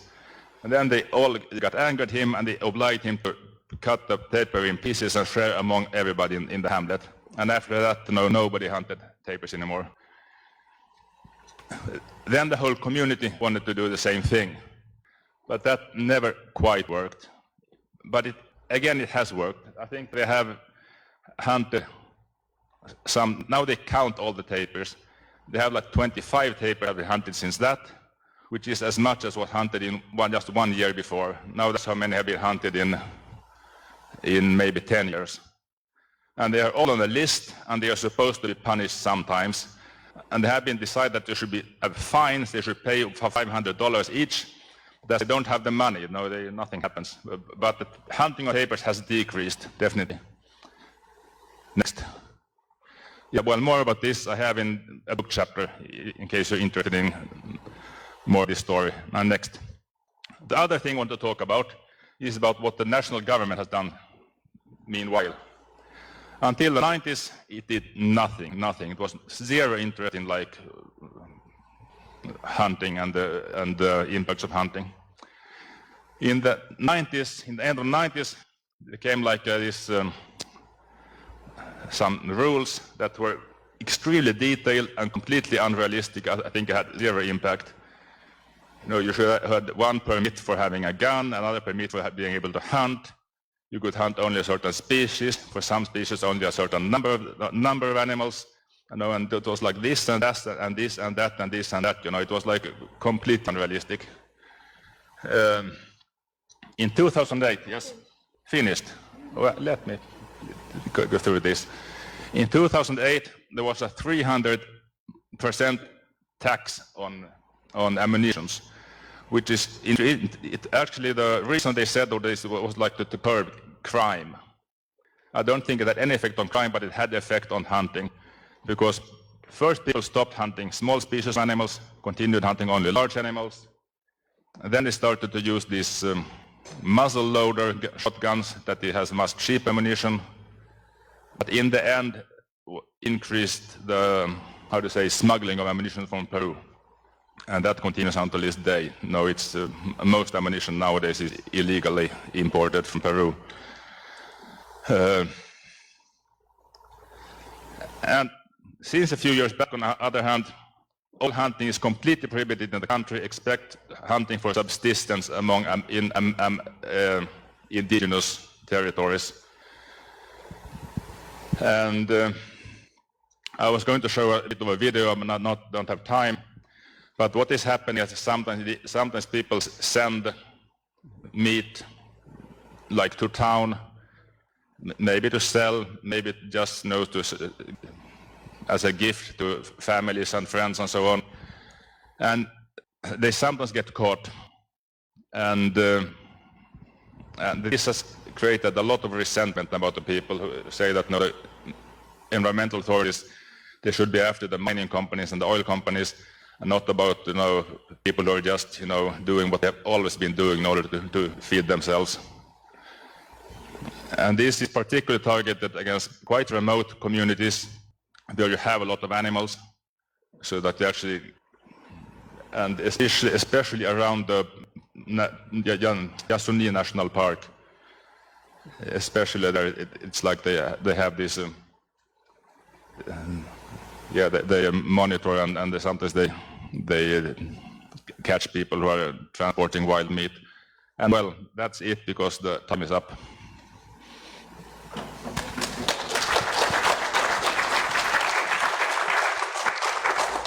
Thank you so much, Anders. So maybe in the afternoon we have time to watch the video. Anders, please. Yes, thank you so much. Yes, maybe this afternoon we have time to watch the video. Yes. Okay, do you have any questions or comments to Anders? Yes, Richard? Okay. I was involved in a meeting about subsistence hunting about a year ago, where it was said that subsistence hunting in indigenous lands in Ecuador is not sustainable, and they want to now abolish the subsistence law in Ecuador. Is that true? I don't know, but I wouldn't bother too much about it. I mean, they are never going to stop subsistence hunting out in the villages. There's no way to stop that, whatever they say. Yeah, I mean, if you get the local people themselves to care about it, you can make it different, but there's not going to stop. But, yeah. Okay, thank you. So this presentation, I think, gives us a little bit of food for thought regarding the articulation between national regulations and local initiatives. How are local initiatives supported by national efforts, national policies, national regulations? Oftentimes, as we see in this example, there is a complete unarticulated process going on. Processes that have no realistic implementation at the national level, and a learning process, learning by doing mistakes, etc., at the local level, but experiments going on at the local level that are not supported by national regulations. Thank you so much. Also, I think another notion that I think is new in the presentation also is the role of wild meat networks and how wild meat is used to connect rural areas to peri-urban and urban areas, people from communities sending wild meat to peri-urban and urban areas, and whether that is considered subsistence hunting or not. When you're sending the meat to town, to your family members in town or not, is that subsistence? Of course, it gets cut because you're bringing it to the urban area. Is this something that maybe we can discuss, because it's part of the reality of communities now, where we are not looking at closed communities, we're looking at very dynamic communities, people coming and going from town to rural areas again, spending a little bit of time there, coming back. If there is a job opportunity, they would go, but they come back. So it's not like a static community. It's a very flexible community that we are seeing now in the Amazon and elsewhere in the world. Okay, thank you so much, Anders. Now we're going to hear about Brazil on hunting rights, right, and national regulations. Juarez? Oh, yeah, that's it.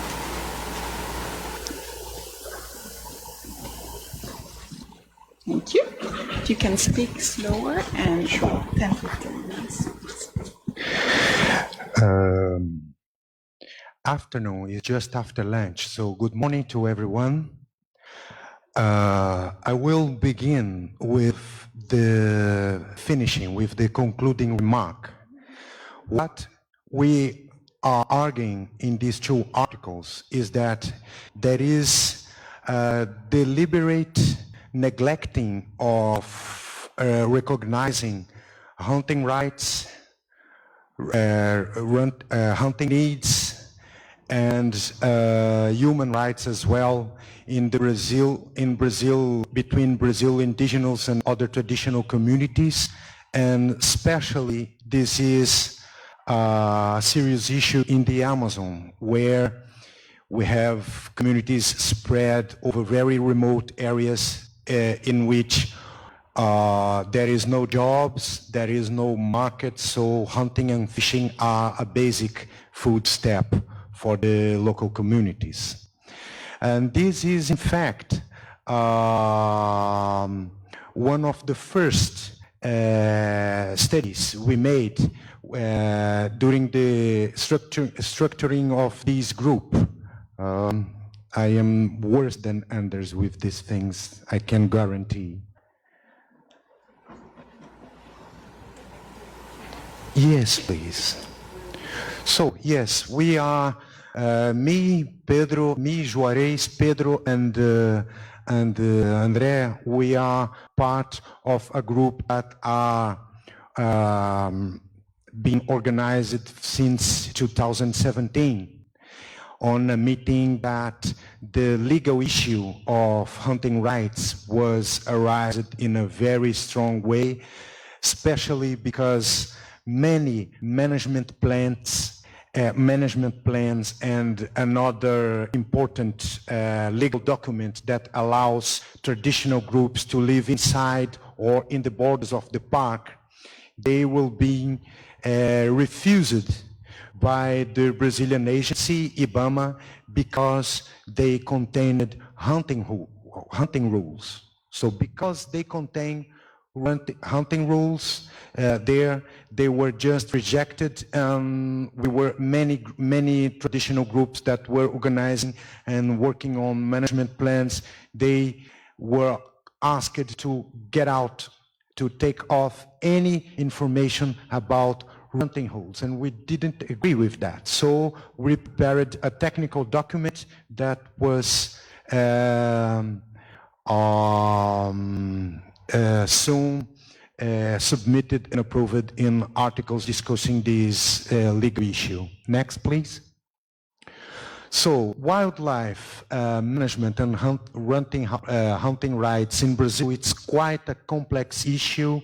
We have many pieces of laws spread over our legal system, including wildlife-related laws, human rights laws, the National Policy for Food Security, the Civil Code, interestingly, the Gun License Act, and among other legal pieces, other issues. Next, please. So, before Europeans' arrival, we had local rules and culturally based management systems that were very interestingly studied by many people, and I will not get into this issue because it's not our subject and because I am terrible regarding time, okay? So, after Europeans' arrival, many interesting species with a very great potential for commercial exploitation took the interest of Spanish and Portuguese. And so one of the first rules was manualine ordination, ordenações manuelinas, that established prohibitions regarding cruel methods of hunting, like snares and other techniques. And especially in the Amazon, what was very important was the establishment of royal turtle fisheries grounds, the major nesting beaches of the Amazon and the major tributaries. These beaches were established the royal turtle fishing grounds. And it was, in fact, turtle oil extracted from the eggs was the first commercial product from the Amazon, the Brazilian Amazon at least, okay?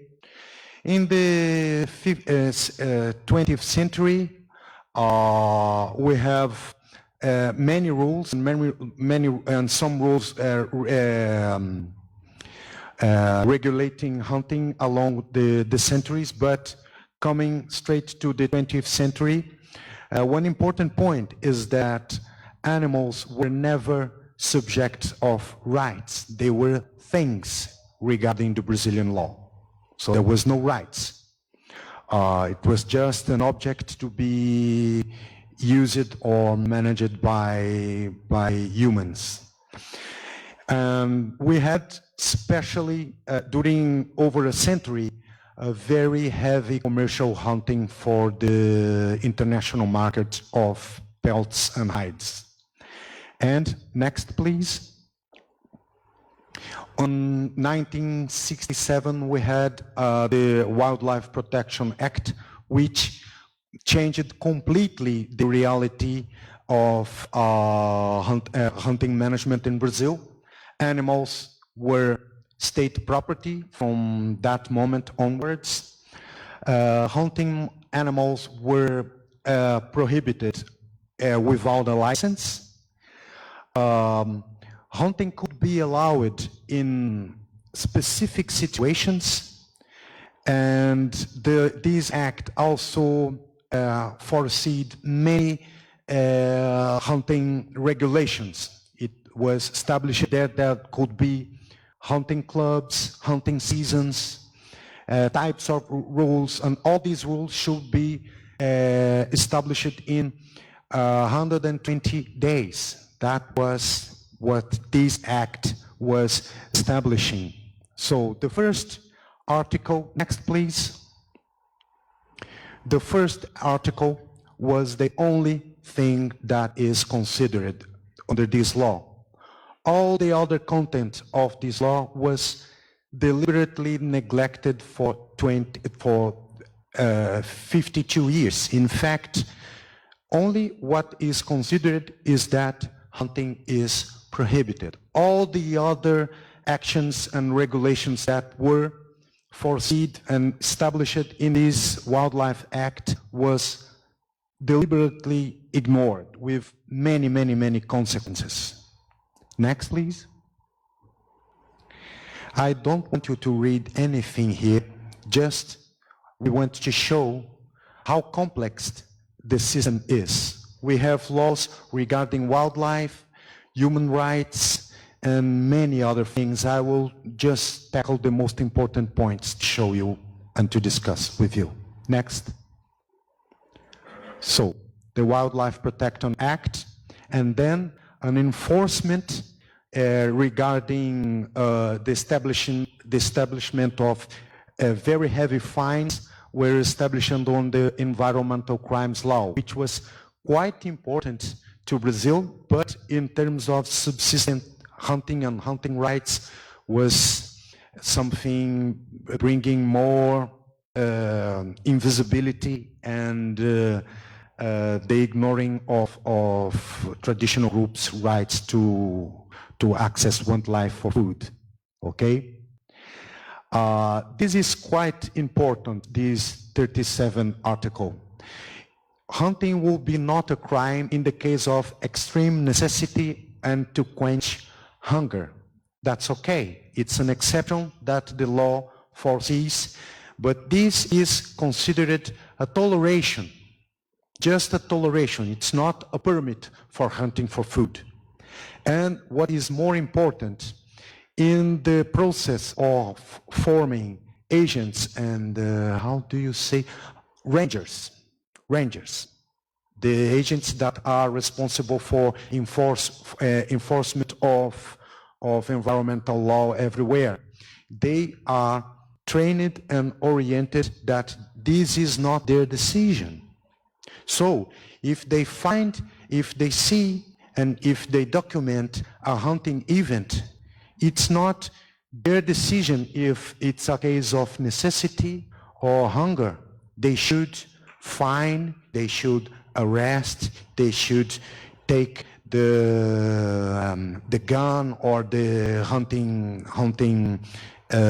utensils, And this is their function. So this is a thing that we have been testimonying many situations in which the law is imposed in a very authoritative way, and people are, in fact, even prepared food, it's just sent to the garbage in many occasions.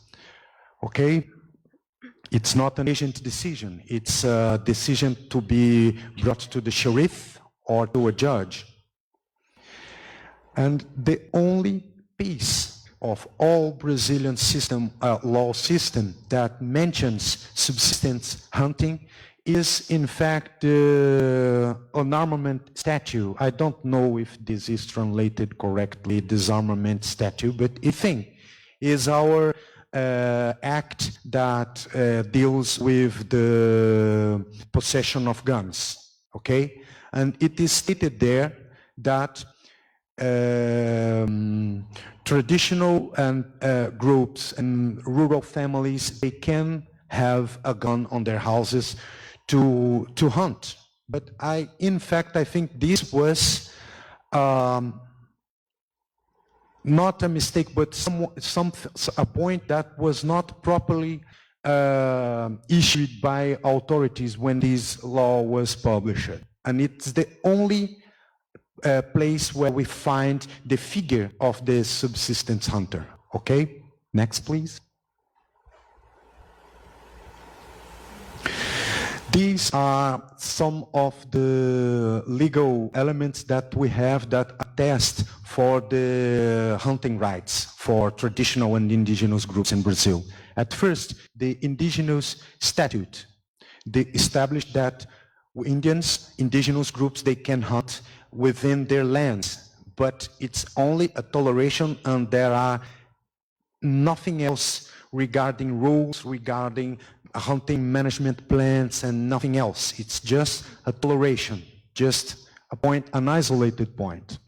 Our constitution from 1988 is establishing that hunting is an issue to be ruled by all spheres, the city halls, the states, and the federal government should rule and establish hunting activity in Brazil. This was ignored. It's just ignored. The International Convention of Civil and Political Rights from '92 is also clearly stating that traditional groups, they have the right to access natural resources that are important for their physical and cultural survival, which obviously will include hunting. The protected area system, our system of natural protected areas, the parks, the extractive reserves, even the sustainable use reserves, hunting is not properly regulated, okay? It is establishing management, but these have been ignored, as I mentioned to you on the first slide, about the management plans that were refused, were not approved in Brasilia. We have also the 169 International Labor Organization Convention that it has the weight of a law in Brazil from 2004 onwards.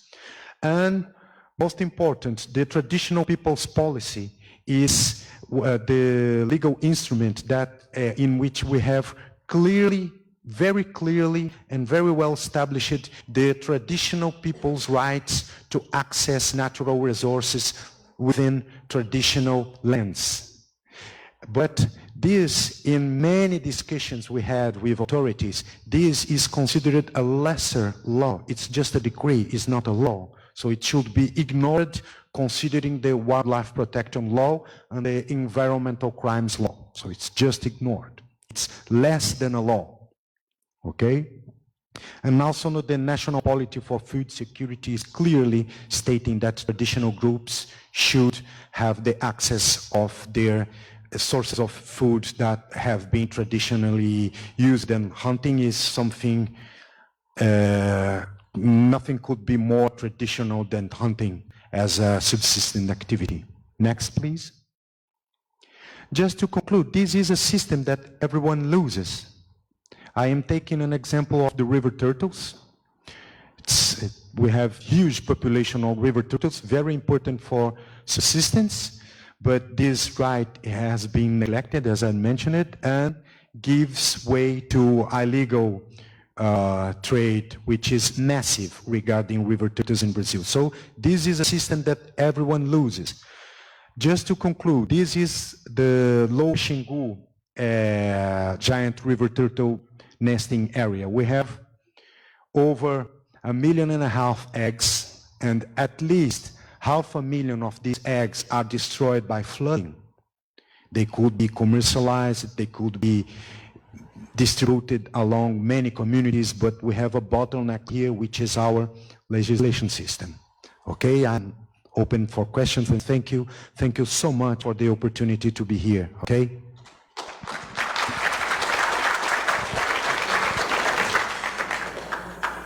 Thank you so much, Juarez, for this very, very interesting presentation. Sorry, I'm a bit. Yeah. Muchas gracias. Thank you so much. Yes, so very interesting presentation. I think it's a presentation that introduces us to a very, very important aspect that we cannot ignore, I think, within the SULI group. And it's the confusion, as you say, deliberate ignorance of the regulations, but also the complexity of the regulations and the lack of clarity and the contradictions within the regulations. And all citizens are supposed to know the regulations, the rules of your country. How can you understand it when it's spread in so many places and when you don't know, which comes first? So it's a very complex issue, and I think this is a problem that is shared also in many other Latin American and Caribbean countries. We recently worked with other colleagues that are not here on Mexico and Colombia and Guyana as well, and we find very, very similar issues. So thank you so much. Juarez, I think maybe there is time for one question or comment. Thank you very much. That was very interesting. My question is actually about the indigenous the exception to the law if they're in extreme hunger, but then that rangers still confiscate and will arrest them. It seems more like they're sort of guilty until they can prove themselves innocent and prove that they were hungry. But do you find in practice the rangers, do they ever see that someone was doing it for subsistence and for hunger and just turn the other way in any cases, or do they follow the law strictly? And also when they do follow the law, is it a long process before they can get their tools back and they're proven innocent? First point, environmental fines in Brazil, they are not paid. Only 5% of them are paid. But people are arrested.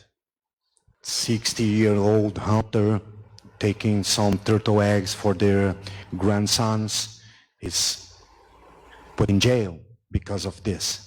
So it's not only the question of fines, but as I mentioned to you, the agents and the rangers, they are trained to apply the law and to ignore this article, this possibility to tolerate hunting. And I have brought this question sometimes, and in one case, this year we have a meeting of the Sustainable Reserve of Lower Xingu Council. I am a member of the council, the university member of the council, and I asked this to an agent, to a policeman, an environmental policeman. And he said, yeah, when I find this situation, I see the case. If the guy has a parent on the city, he can have other things. He doesn't need to be fed by turtle eggs or by a peccary or by a paca or an armadillo. He doesn't need. So he just takes decision by some information that he has. So it's a completely subtle decision made by, and will depend on also on compassion from a guy that doesn't have nothing and is inside his paddle canoe with a piece of meat or some eggs or something else. It's just a complete situation of insecurity for everyone. Even the agents, they are not very clear in what they should do in that situation. But the only point that they have and that they learn during the courses and the processing of capacitation of rangers and agents is the environmental crimes law. Animals are property of the state and are not to be hunted. And sometimes this exception is used because of the hurt of the feeling of the agents, but most of the time it's just repression.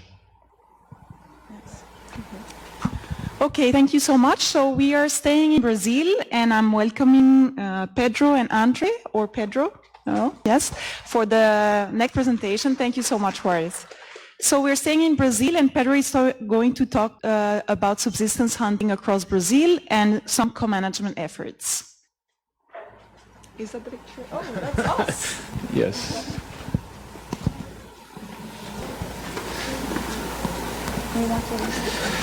I'm going to try. So yeah, I think this is to go back.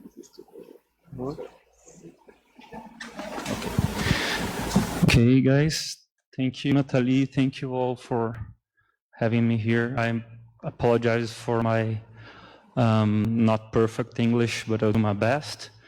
And it seems that for me, it's interesting to present just after Juarez, that because I'm trying to land all this complexity that he showed in the legislation into the work that a very important institution is doing in Brazil, the ICMBio. That is the agency that manages the conservation units or protected areas that are not indigenous lands, but some of them are established for traditional people. So the ICMBio has two main categories of protected lands, the protected areas, the ones for sustainable use that are in red, and the green ones are for restricted protection. In the whole country, you have more than 320 protected areas covering this amount of land, varying from level 1 to 4 in the IUCN categories. And they have a total staff of 2,000 people to deal with all this, including the headquarters. So it's a big challenge. So here's the Amazon, of course, and how the protected areas are distributed in the Amazon. It's a lot of land that they have to manage. The mission of ICMBio is to protect Brazilian natural heritage and promote social environmental development. Quite a mission. The objective of the protected area system is to protect the natural resources need for the subsistence of traditional people, respecting their knowledge and culture, and promoting them socially and economically. So you have a strong human component in the mission and objective of protected areas in ICMBio. And the responsibilities of ICMBio related to hunting goes from law enforcement that Juarez just presented, to research, surveillance, management, establishment of local agreements, economic development through the natural resource use, as Marcos Coutinho presented the Cayman management yesterday, and establishing plans for and defining the threatened species in the country. As you saw by his presentation, there's a complex legal system and uncertainty, as Nathalie just highlighted, because of its spread out in the hunting spread out in several pieces.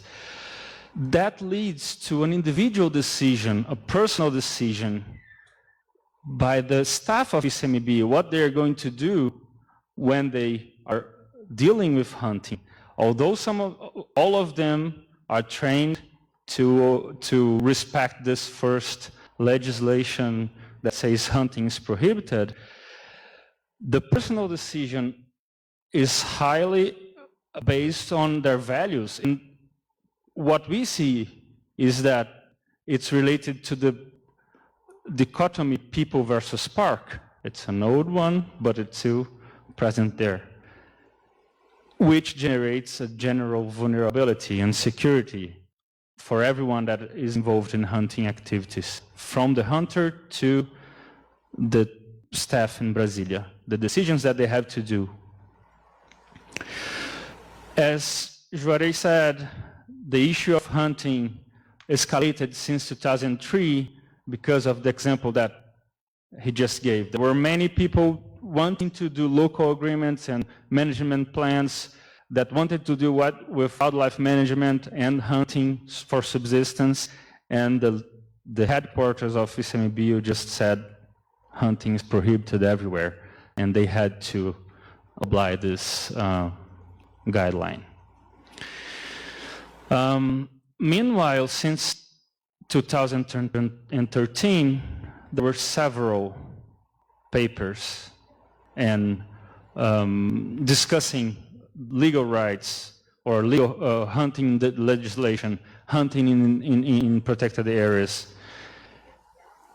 So ICMBio invited André and I to help them to summarize the knowledge of hunting and to support them, provide information to them to regulate hunting in the protected areas. What we did, we went deep in the institution, looked at everything that we had, all pieces of information, collect a lot of data. The first amazing thing that we found out is that in 2006, there had been an effort to regulate hunting and wildlife management. And it was published in a book. It was promoted by the federal government, published in a book, and the book went to the draw. Nothing happened. Nobody ever received the book. There are piles of boxes with books inside the institution. Since then, several management plans of the protected areas were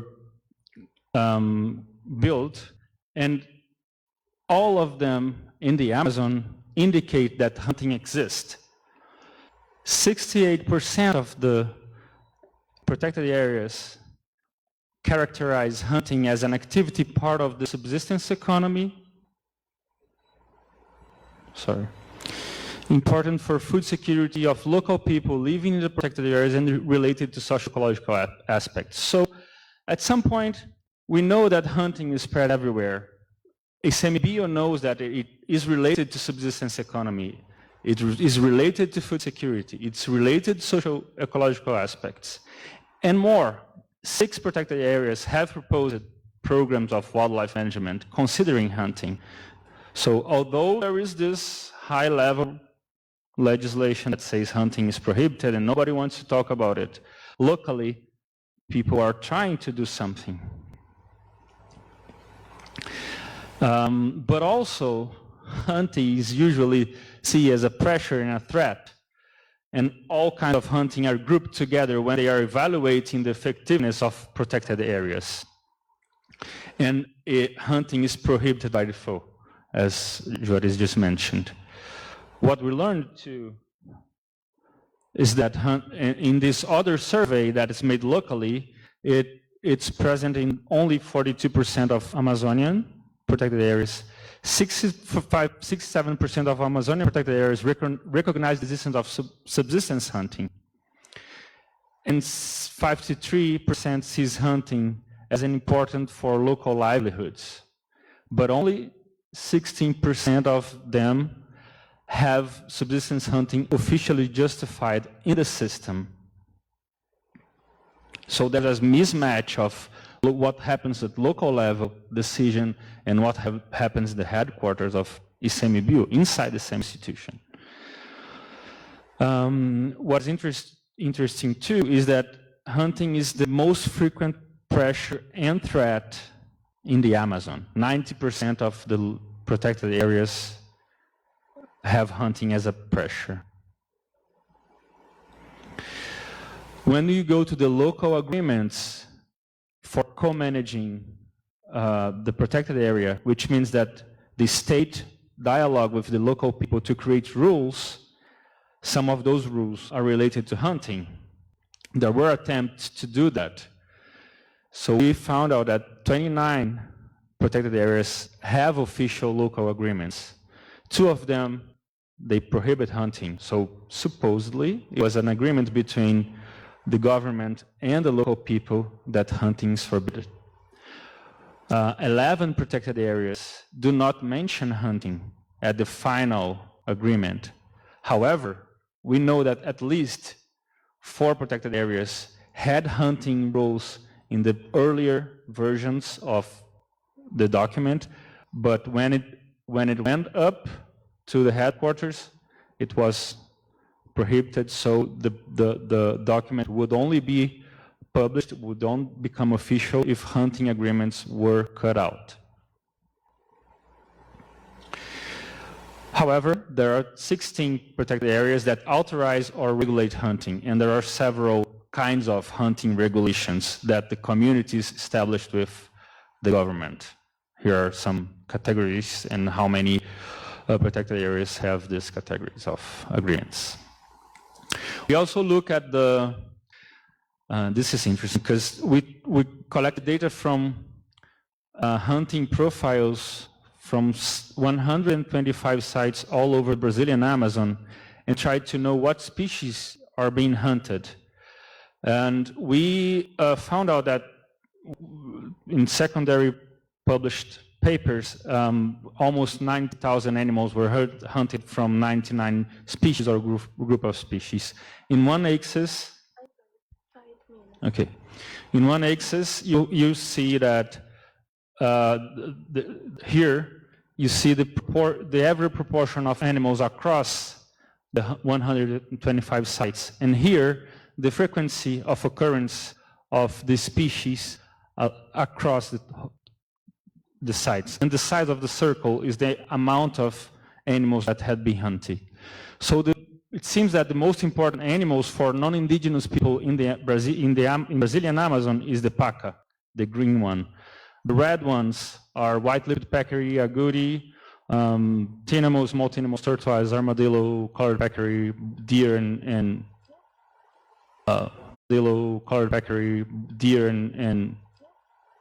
guan.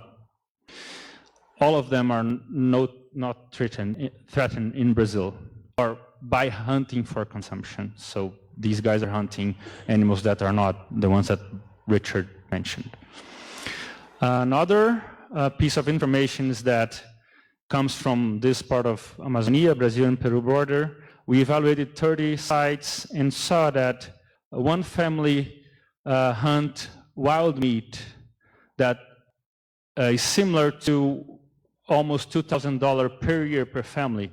If those people had to stop hunting, they would have to spend 90% of their salary for buying meat. They would have to, in order to buy the same amount of meat, they would have to increase the production of manioc 2 hectares per year per family, or they would have to use the 67% of the money from Brazil nut harvest to buy meat, or they would need to increase regionally more than 4,000 hectares of pasture to produce the meat. When we look at the law enforcement data, we see that the profile of animals that come from Amazonia is totally different from other biomes in Brazil. Most of the animals that are seized in law enforcement events are reptiles, almost 6,000 reptiles. And mammals is almost 500. And per event, you have one mammal on average. It means that for me, it shows that, well, probably one guy that is not going to go to a city to sell one animal, one mammal. So we that's terrible, but we could categorize using that data two main kinds of hunting that happens in Amazonia. The hunting of freshwater turtles that is largely for commercialization in large scale, and hunting of mammals for subsistence, and they are seized during law enforcement events. We look at the monitoring and research part of ICMBio2. We are trying to put the agenda on the table. So we helped ICMBio to have a research seminar discussing wildlife hunting and management. ICMBio has established an institutional program for monitoring biodiversity, including hunting in forest extractive reserves. So there are people collecting hunting data. When they do it, they say, well, at least I know that people are hunting and I'm not going there and arresting them. And last year, they published 2 volumes in the journal, institutional journal, with 23 papers related to hunting, and we have a lot of them in papers talking about hunting in protected areas. And as a final step of our consultancy to ICMBio, we had planned to do a workshop more or less like this, putting together people from ICMBio, researchers, local representatives. And 1 week before the realization of the seminar, it was canceled by the Minister of Environment. So everybody was prepared to go, tickets bought, and they had to cancel, or we had to cancel. So the conspiracy of silence is still going on, and hunting for meat in tropical countries in Brazil is still in a limbo. Thank you.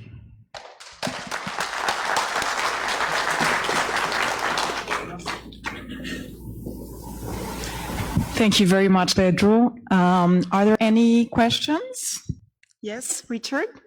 I think you should use the mic for translation, maybe. Okay. Okay, thank you.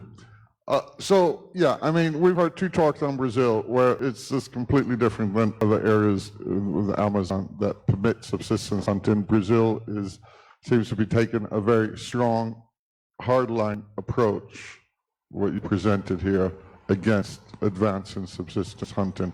My question is, what sector of the political or society is behind that? Somebody's pushing that. Is it, where's that coming from? Why is it so strict? Well, I would say that the conservationists are, because they have this ethics that people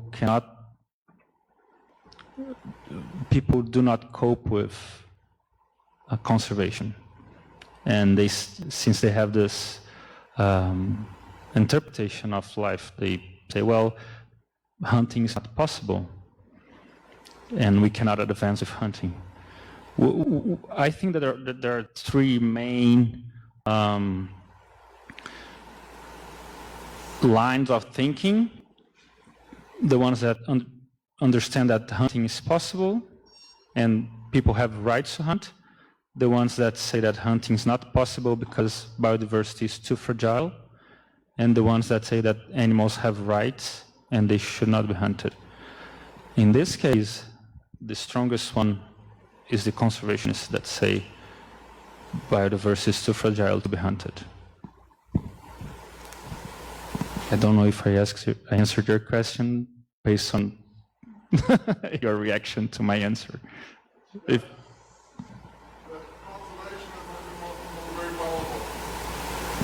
Well, in this institution, it seems.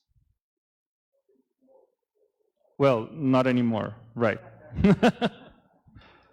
But even though it was the workshop that we wanted to run, it was earlier this year, so it was already in this new government. And the Minister of Environment said, no, don't do it. Maybe because, or what we got from them is that, well, there are so many lights on the hunting issue, on arm weapon issue. We do not want another one to make people excited about it.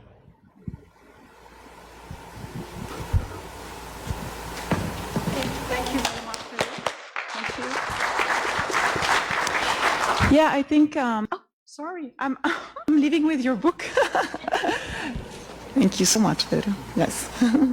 Yeah, I think this question is very interesting about, who's pushing the agenda. My experience in Colombia shows that I think at the governmental level there is very, very little interest in subsistence hunting. It's not really part of the priorities. Nobody's really interested. They prefer to ignore, as you were saying, Juarez, to ignore and let it happen at small scale than really take it seriously and understand it and quantify it and regulate it and so on. Except when it comes, because there's another lobby there. One lobby is the conservation lobby, and the other lobby is the sport hunting lobby, which is very strong too. Nobody was interested in our data in Colombia until the sports hunting lobby arose, because they were attacked by a conservation NGO at the constitutional level saying, hunting is anti-constitutional in Colombia, so sport hunting has to be banned.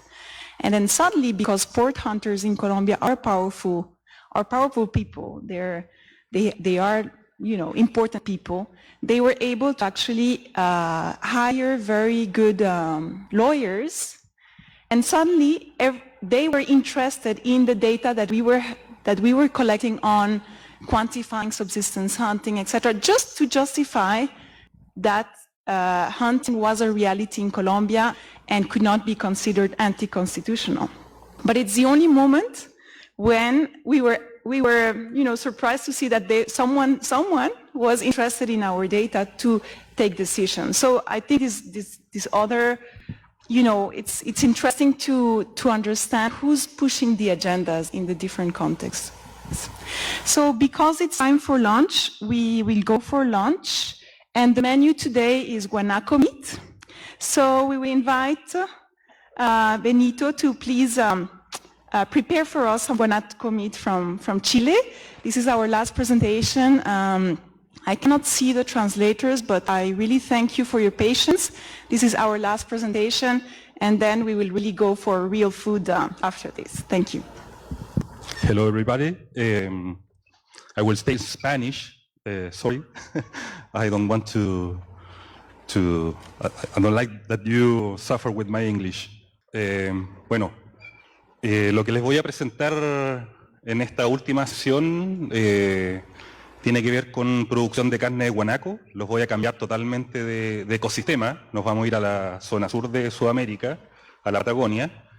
Este trabajo es compartido con Nicolás Soto, que es un funcionario de Servicio Agrícola y Ganadero, que es una agencia gubernamental que tiene a cargo la ley de caza y además es la autoridad administrativa para CITES, ¿ya? Entonces mi charla tiene que ver con producción de carne de guanaco en Patagonia, en mi país, en Chile, y aquí hay una pregunta, si se está abordando desde una resolución sobre resolver el conflicto o se está yendo o se está enfocando lo que es uso sostenible.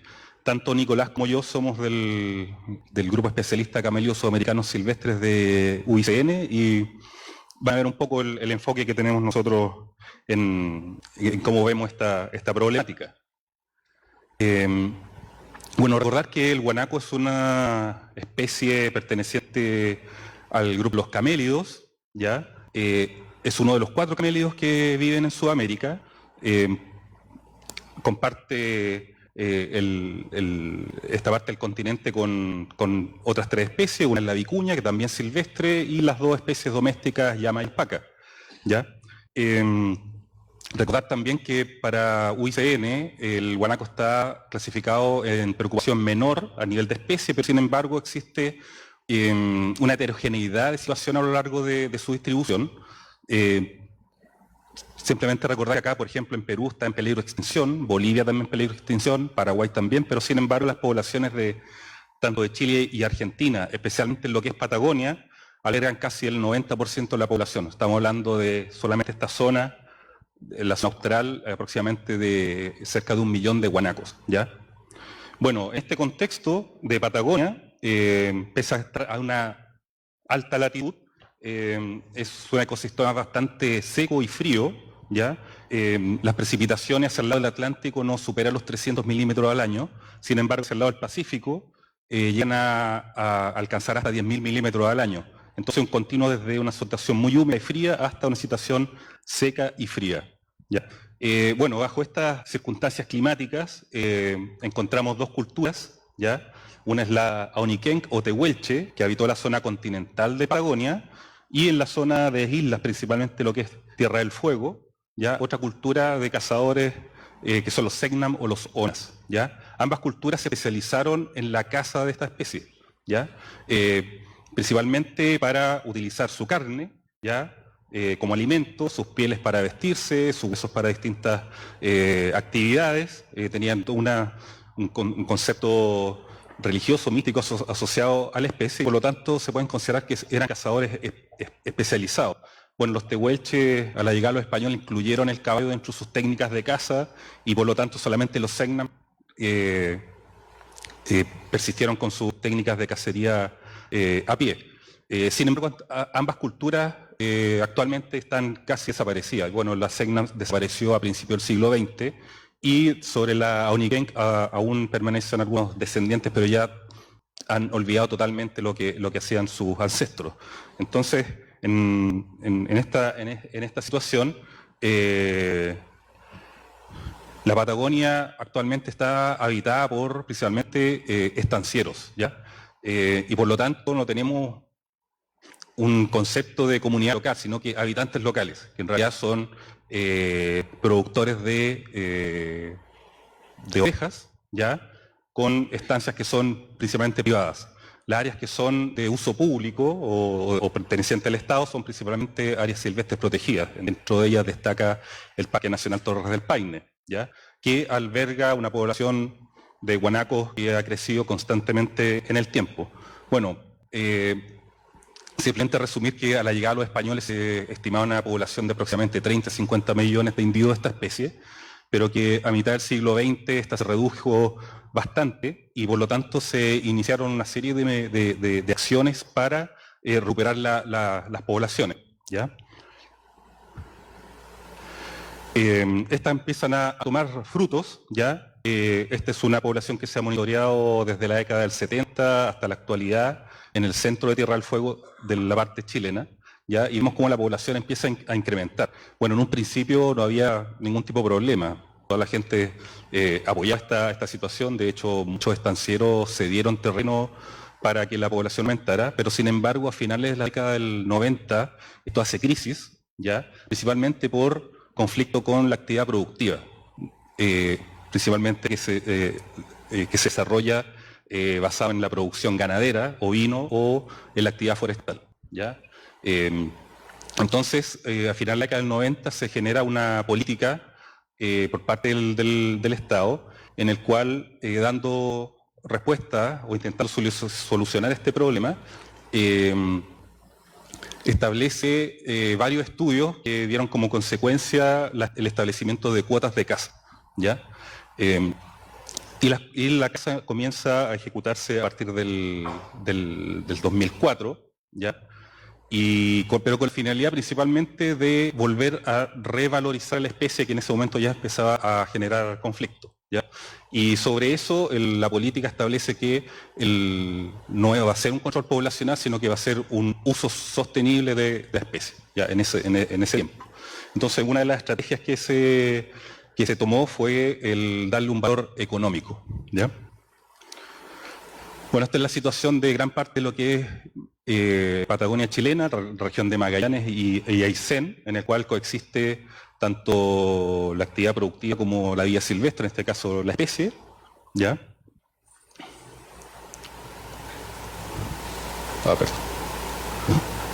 Mucho. Bueno, y aquí les muestro algunos resultados bastante de manera muy sencilla, en el cual estos son alrededor del Parque Nacional Torres del Paine, ¿ya? Donde en el cual monitoreamos tanto población de guanacos como grupos de ovinos, ¿ya? Y vemos que en algunas zonas son donde se genera algún tipo de conflicto, al menos a nivel espacial, ¿ya? Y a nivel espacial existe una cierta segregación de la localización de los animales, tanto de guanaco, que tiende a ubicarse en laderas de alta pendiente con una vegetación más bien arbustiva, versus los ovinos que se ubican en zonas de mejor calidad de pastoreo, principalmente fondo de valle y asociado a prado. Pero sin embargo existe una zona de contacto entre las dos que hace que este conflicto empiece ya a surgir y a generar reclamos de los productores ganaderos, ¿ya? Bueno, acá voy a dar una suerte de base conceptual. Esto es una propuesta hecha por Robert Hudson, un investigador canadiense, en el cual organiza todos los sistemas productivos de vida silvestre. ¿Ya? Acá destacar simplemente dos cosas: que él genera un eje en el cual se controla la distribución de los individuos en el espacio, y por otro lado tenemos un gradiente de intensidad de manejo, ¿ya? Por ejemplo, para aquellas situaciones en las cuales no hay ningún tipo de distribución a priori o manejable por el ser humano de los individuos en el espacio, tenemos todas las situaciones de caza, que van desde la caza de subsistencia, caza deportiva, y finalmente con mayor intensidad de manejo, que vendría a ser la caza comercial, ¿ya? En el otro extremo, cuando tenemos un control físico, es decir, sistemas de cautiverio, en que el hombre decide qué individuos son usados con ciertos fines y se manipula la reproducción, tenemos todos los sistemas de confinamiento, de cautiverio, ya sea confinamiento intensivo en la parte superior o confinamiento extensivo, ¿ya? En la parte intermedia tenemos una situación en realidad bastante particular que se da en el caso de la vicuña, que en realidad es un manejo en el cual se manejan grupos y permanecen libres en su medio ambiente, ¿ya? Y ayer, bueno, hubo dos presentaciones al respecto que son muy destacables. Bueno, y otra cosa que quisiera destacar de esto es que en realidad es todo un continuo, ¿ya? No existen separaciones bastante gruesas entre un sistema productivo y otro. Bueno, esto que se ha aplicado a guanaco, el sistema de cautiverio, esquila en vivo similar a lo de la vicuña, y la caza comercial. Los dos de arriba, cautiverio y esquila en vivo, han sido principalmente subvencionados por el Estado, es decir, son sistemas productivos experimentales, ¿ya? El cual consiste el de cautiverio en sacar subgrupos y manejarlo en sistemas de confinamiento, ¿ya? Hay uno de los riesgos que entran en todos los procesos de domesticación. Y por otro lado, la esquila en vivo, que se desarrolló principalmente durante la década del 2000 en Argentina, ¿ya? En la misma lógica de la vicuña, es decir, identificar grupos, arrearlos, capturarlos, esquilarlos y localmente liberarlos. Y finalmente tenemos la caza comercial, que por lo menos en el caso de Chile es la que ha persistido de manera constante desde los inicios del 2000. Nuevamente, las dos de arriba han sido netamente subvencionadas ya en Chile, y la única que puede ser vista como una actividad que ha persistido en el tiempo es la caza comercial. Bueno, la caza comercial se comenzó a ejecutar en tierra de fuego, ¿ya? Y tiene la finalidad principal de generar cortes para exportación o para consumo interno, ¿ya? Algunas veces se le da cierto valor agregado a través de la fabricación de carne procesada, carne deshidratada, etcétera, pero desde el punto de vista práctico para la zona, el hecho de extraer estos animales en periodo invernal le da un uso continuo de las plantas faenadoras, que principalmente tienen su actividad en verano con la producción ovina, principalmente corderos.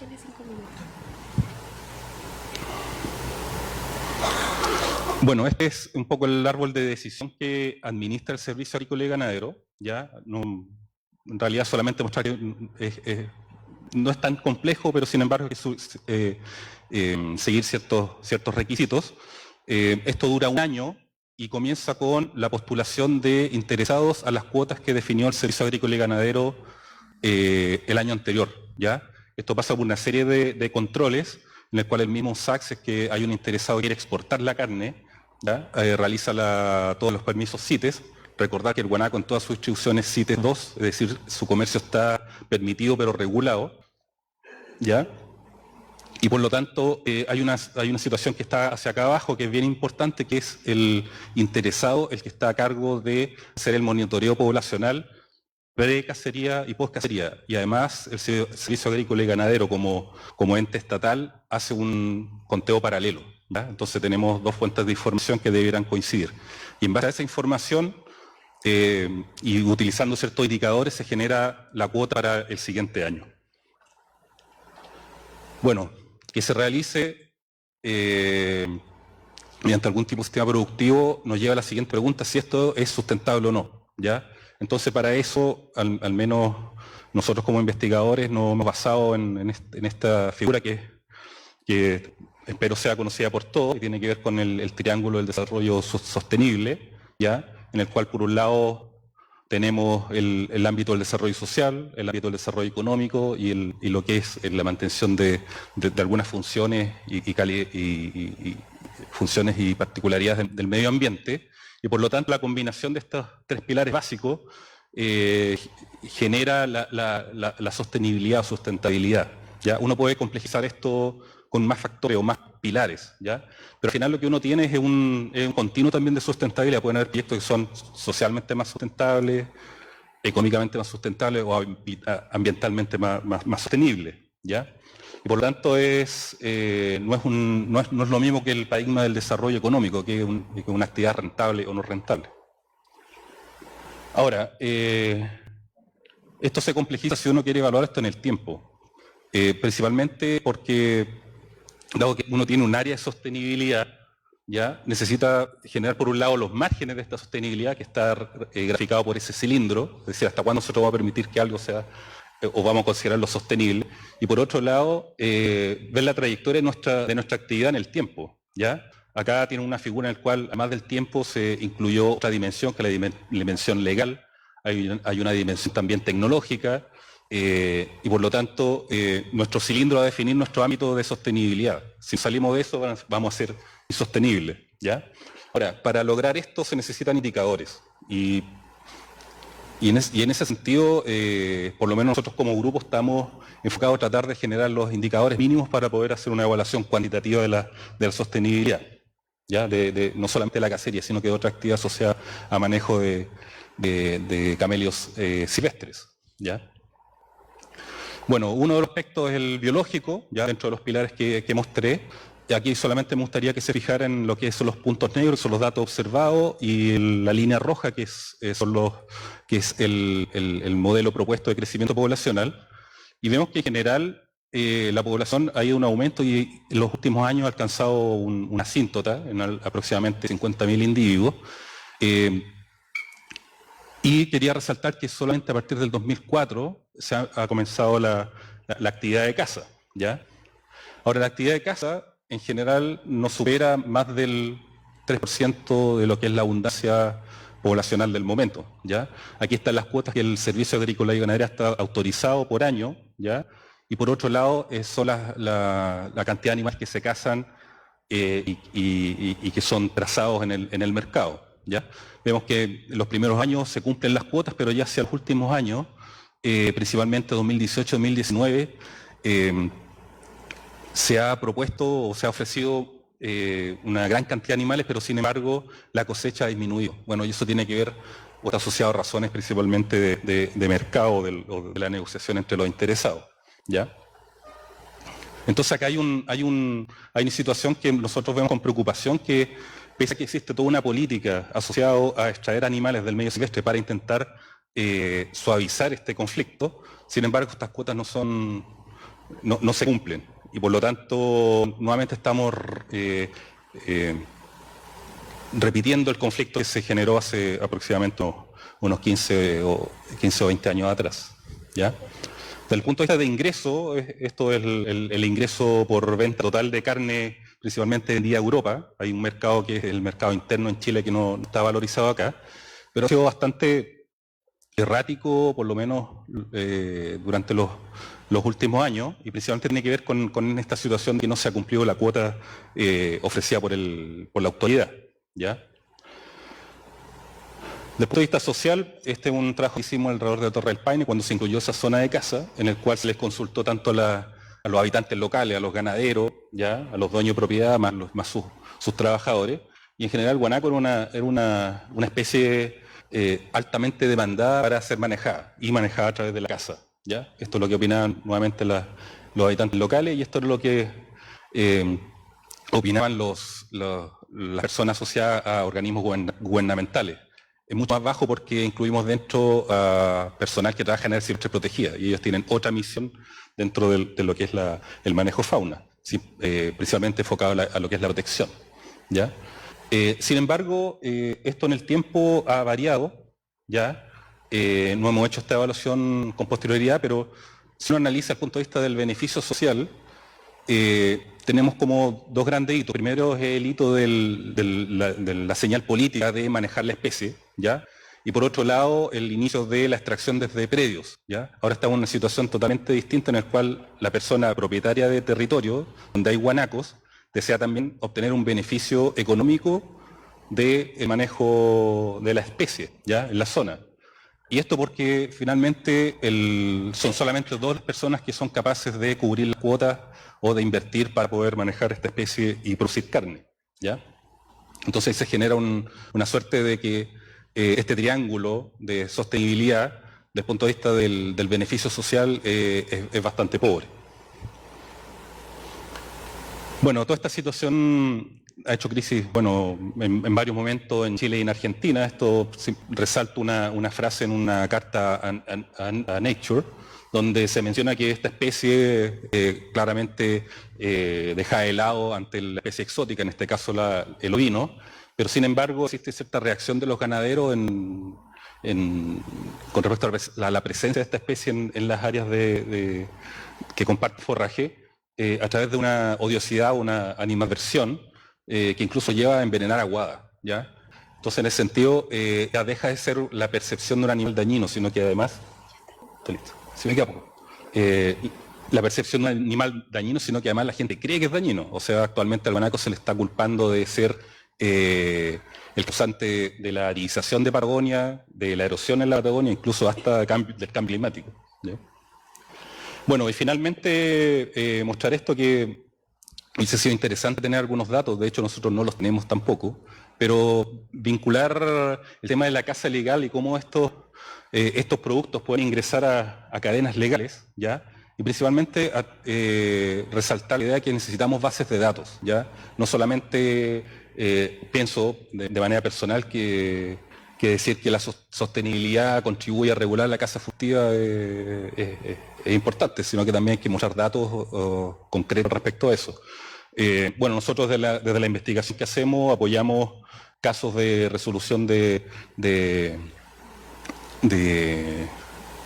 afectación por caza ilegal, ¿ya? Principalmente cuando la gente se le decomisa la carne y dice que es de una especie, ¿ya? Nosotros tenemos un aparato analítico con base genética que podemos decir si es, qué especie es, de qué población es, qué sexo es, incluso poder diferenciarlo de las especies domésticas. Resaltar, y entre paréntesis, el caso de la vicuña, que la información que nosotros manejamos proviene principalmente de la prensa. O sea, tuvimos que colectar información de prensa y llegar a una cantidad de aproximadamente 5.000 vicuñas cazadas ilegalmente en el altiplano en los últimos 8 años, ¿ya? Y también apoyar algunas medidas o información para los organismos gubernamentales para lograr poder hacerle freno a esta problemática que, si ustedes lo ven desde el punto de vista poblacional, 5.000 vicuñas respecto a 500.000 vicuñas que hay en todo el altiplano, quizás es poco, pero en realidad, desde el punto de vista del manejo, la caza furtiva no debería existir, ¿ya? Así que con esto agradezco su atención y muchas gracias.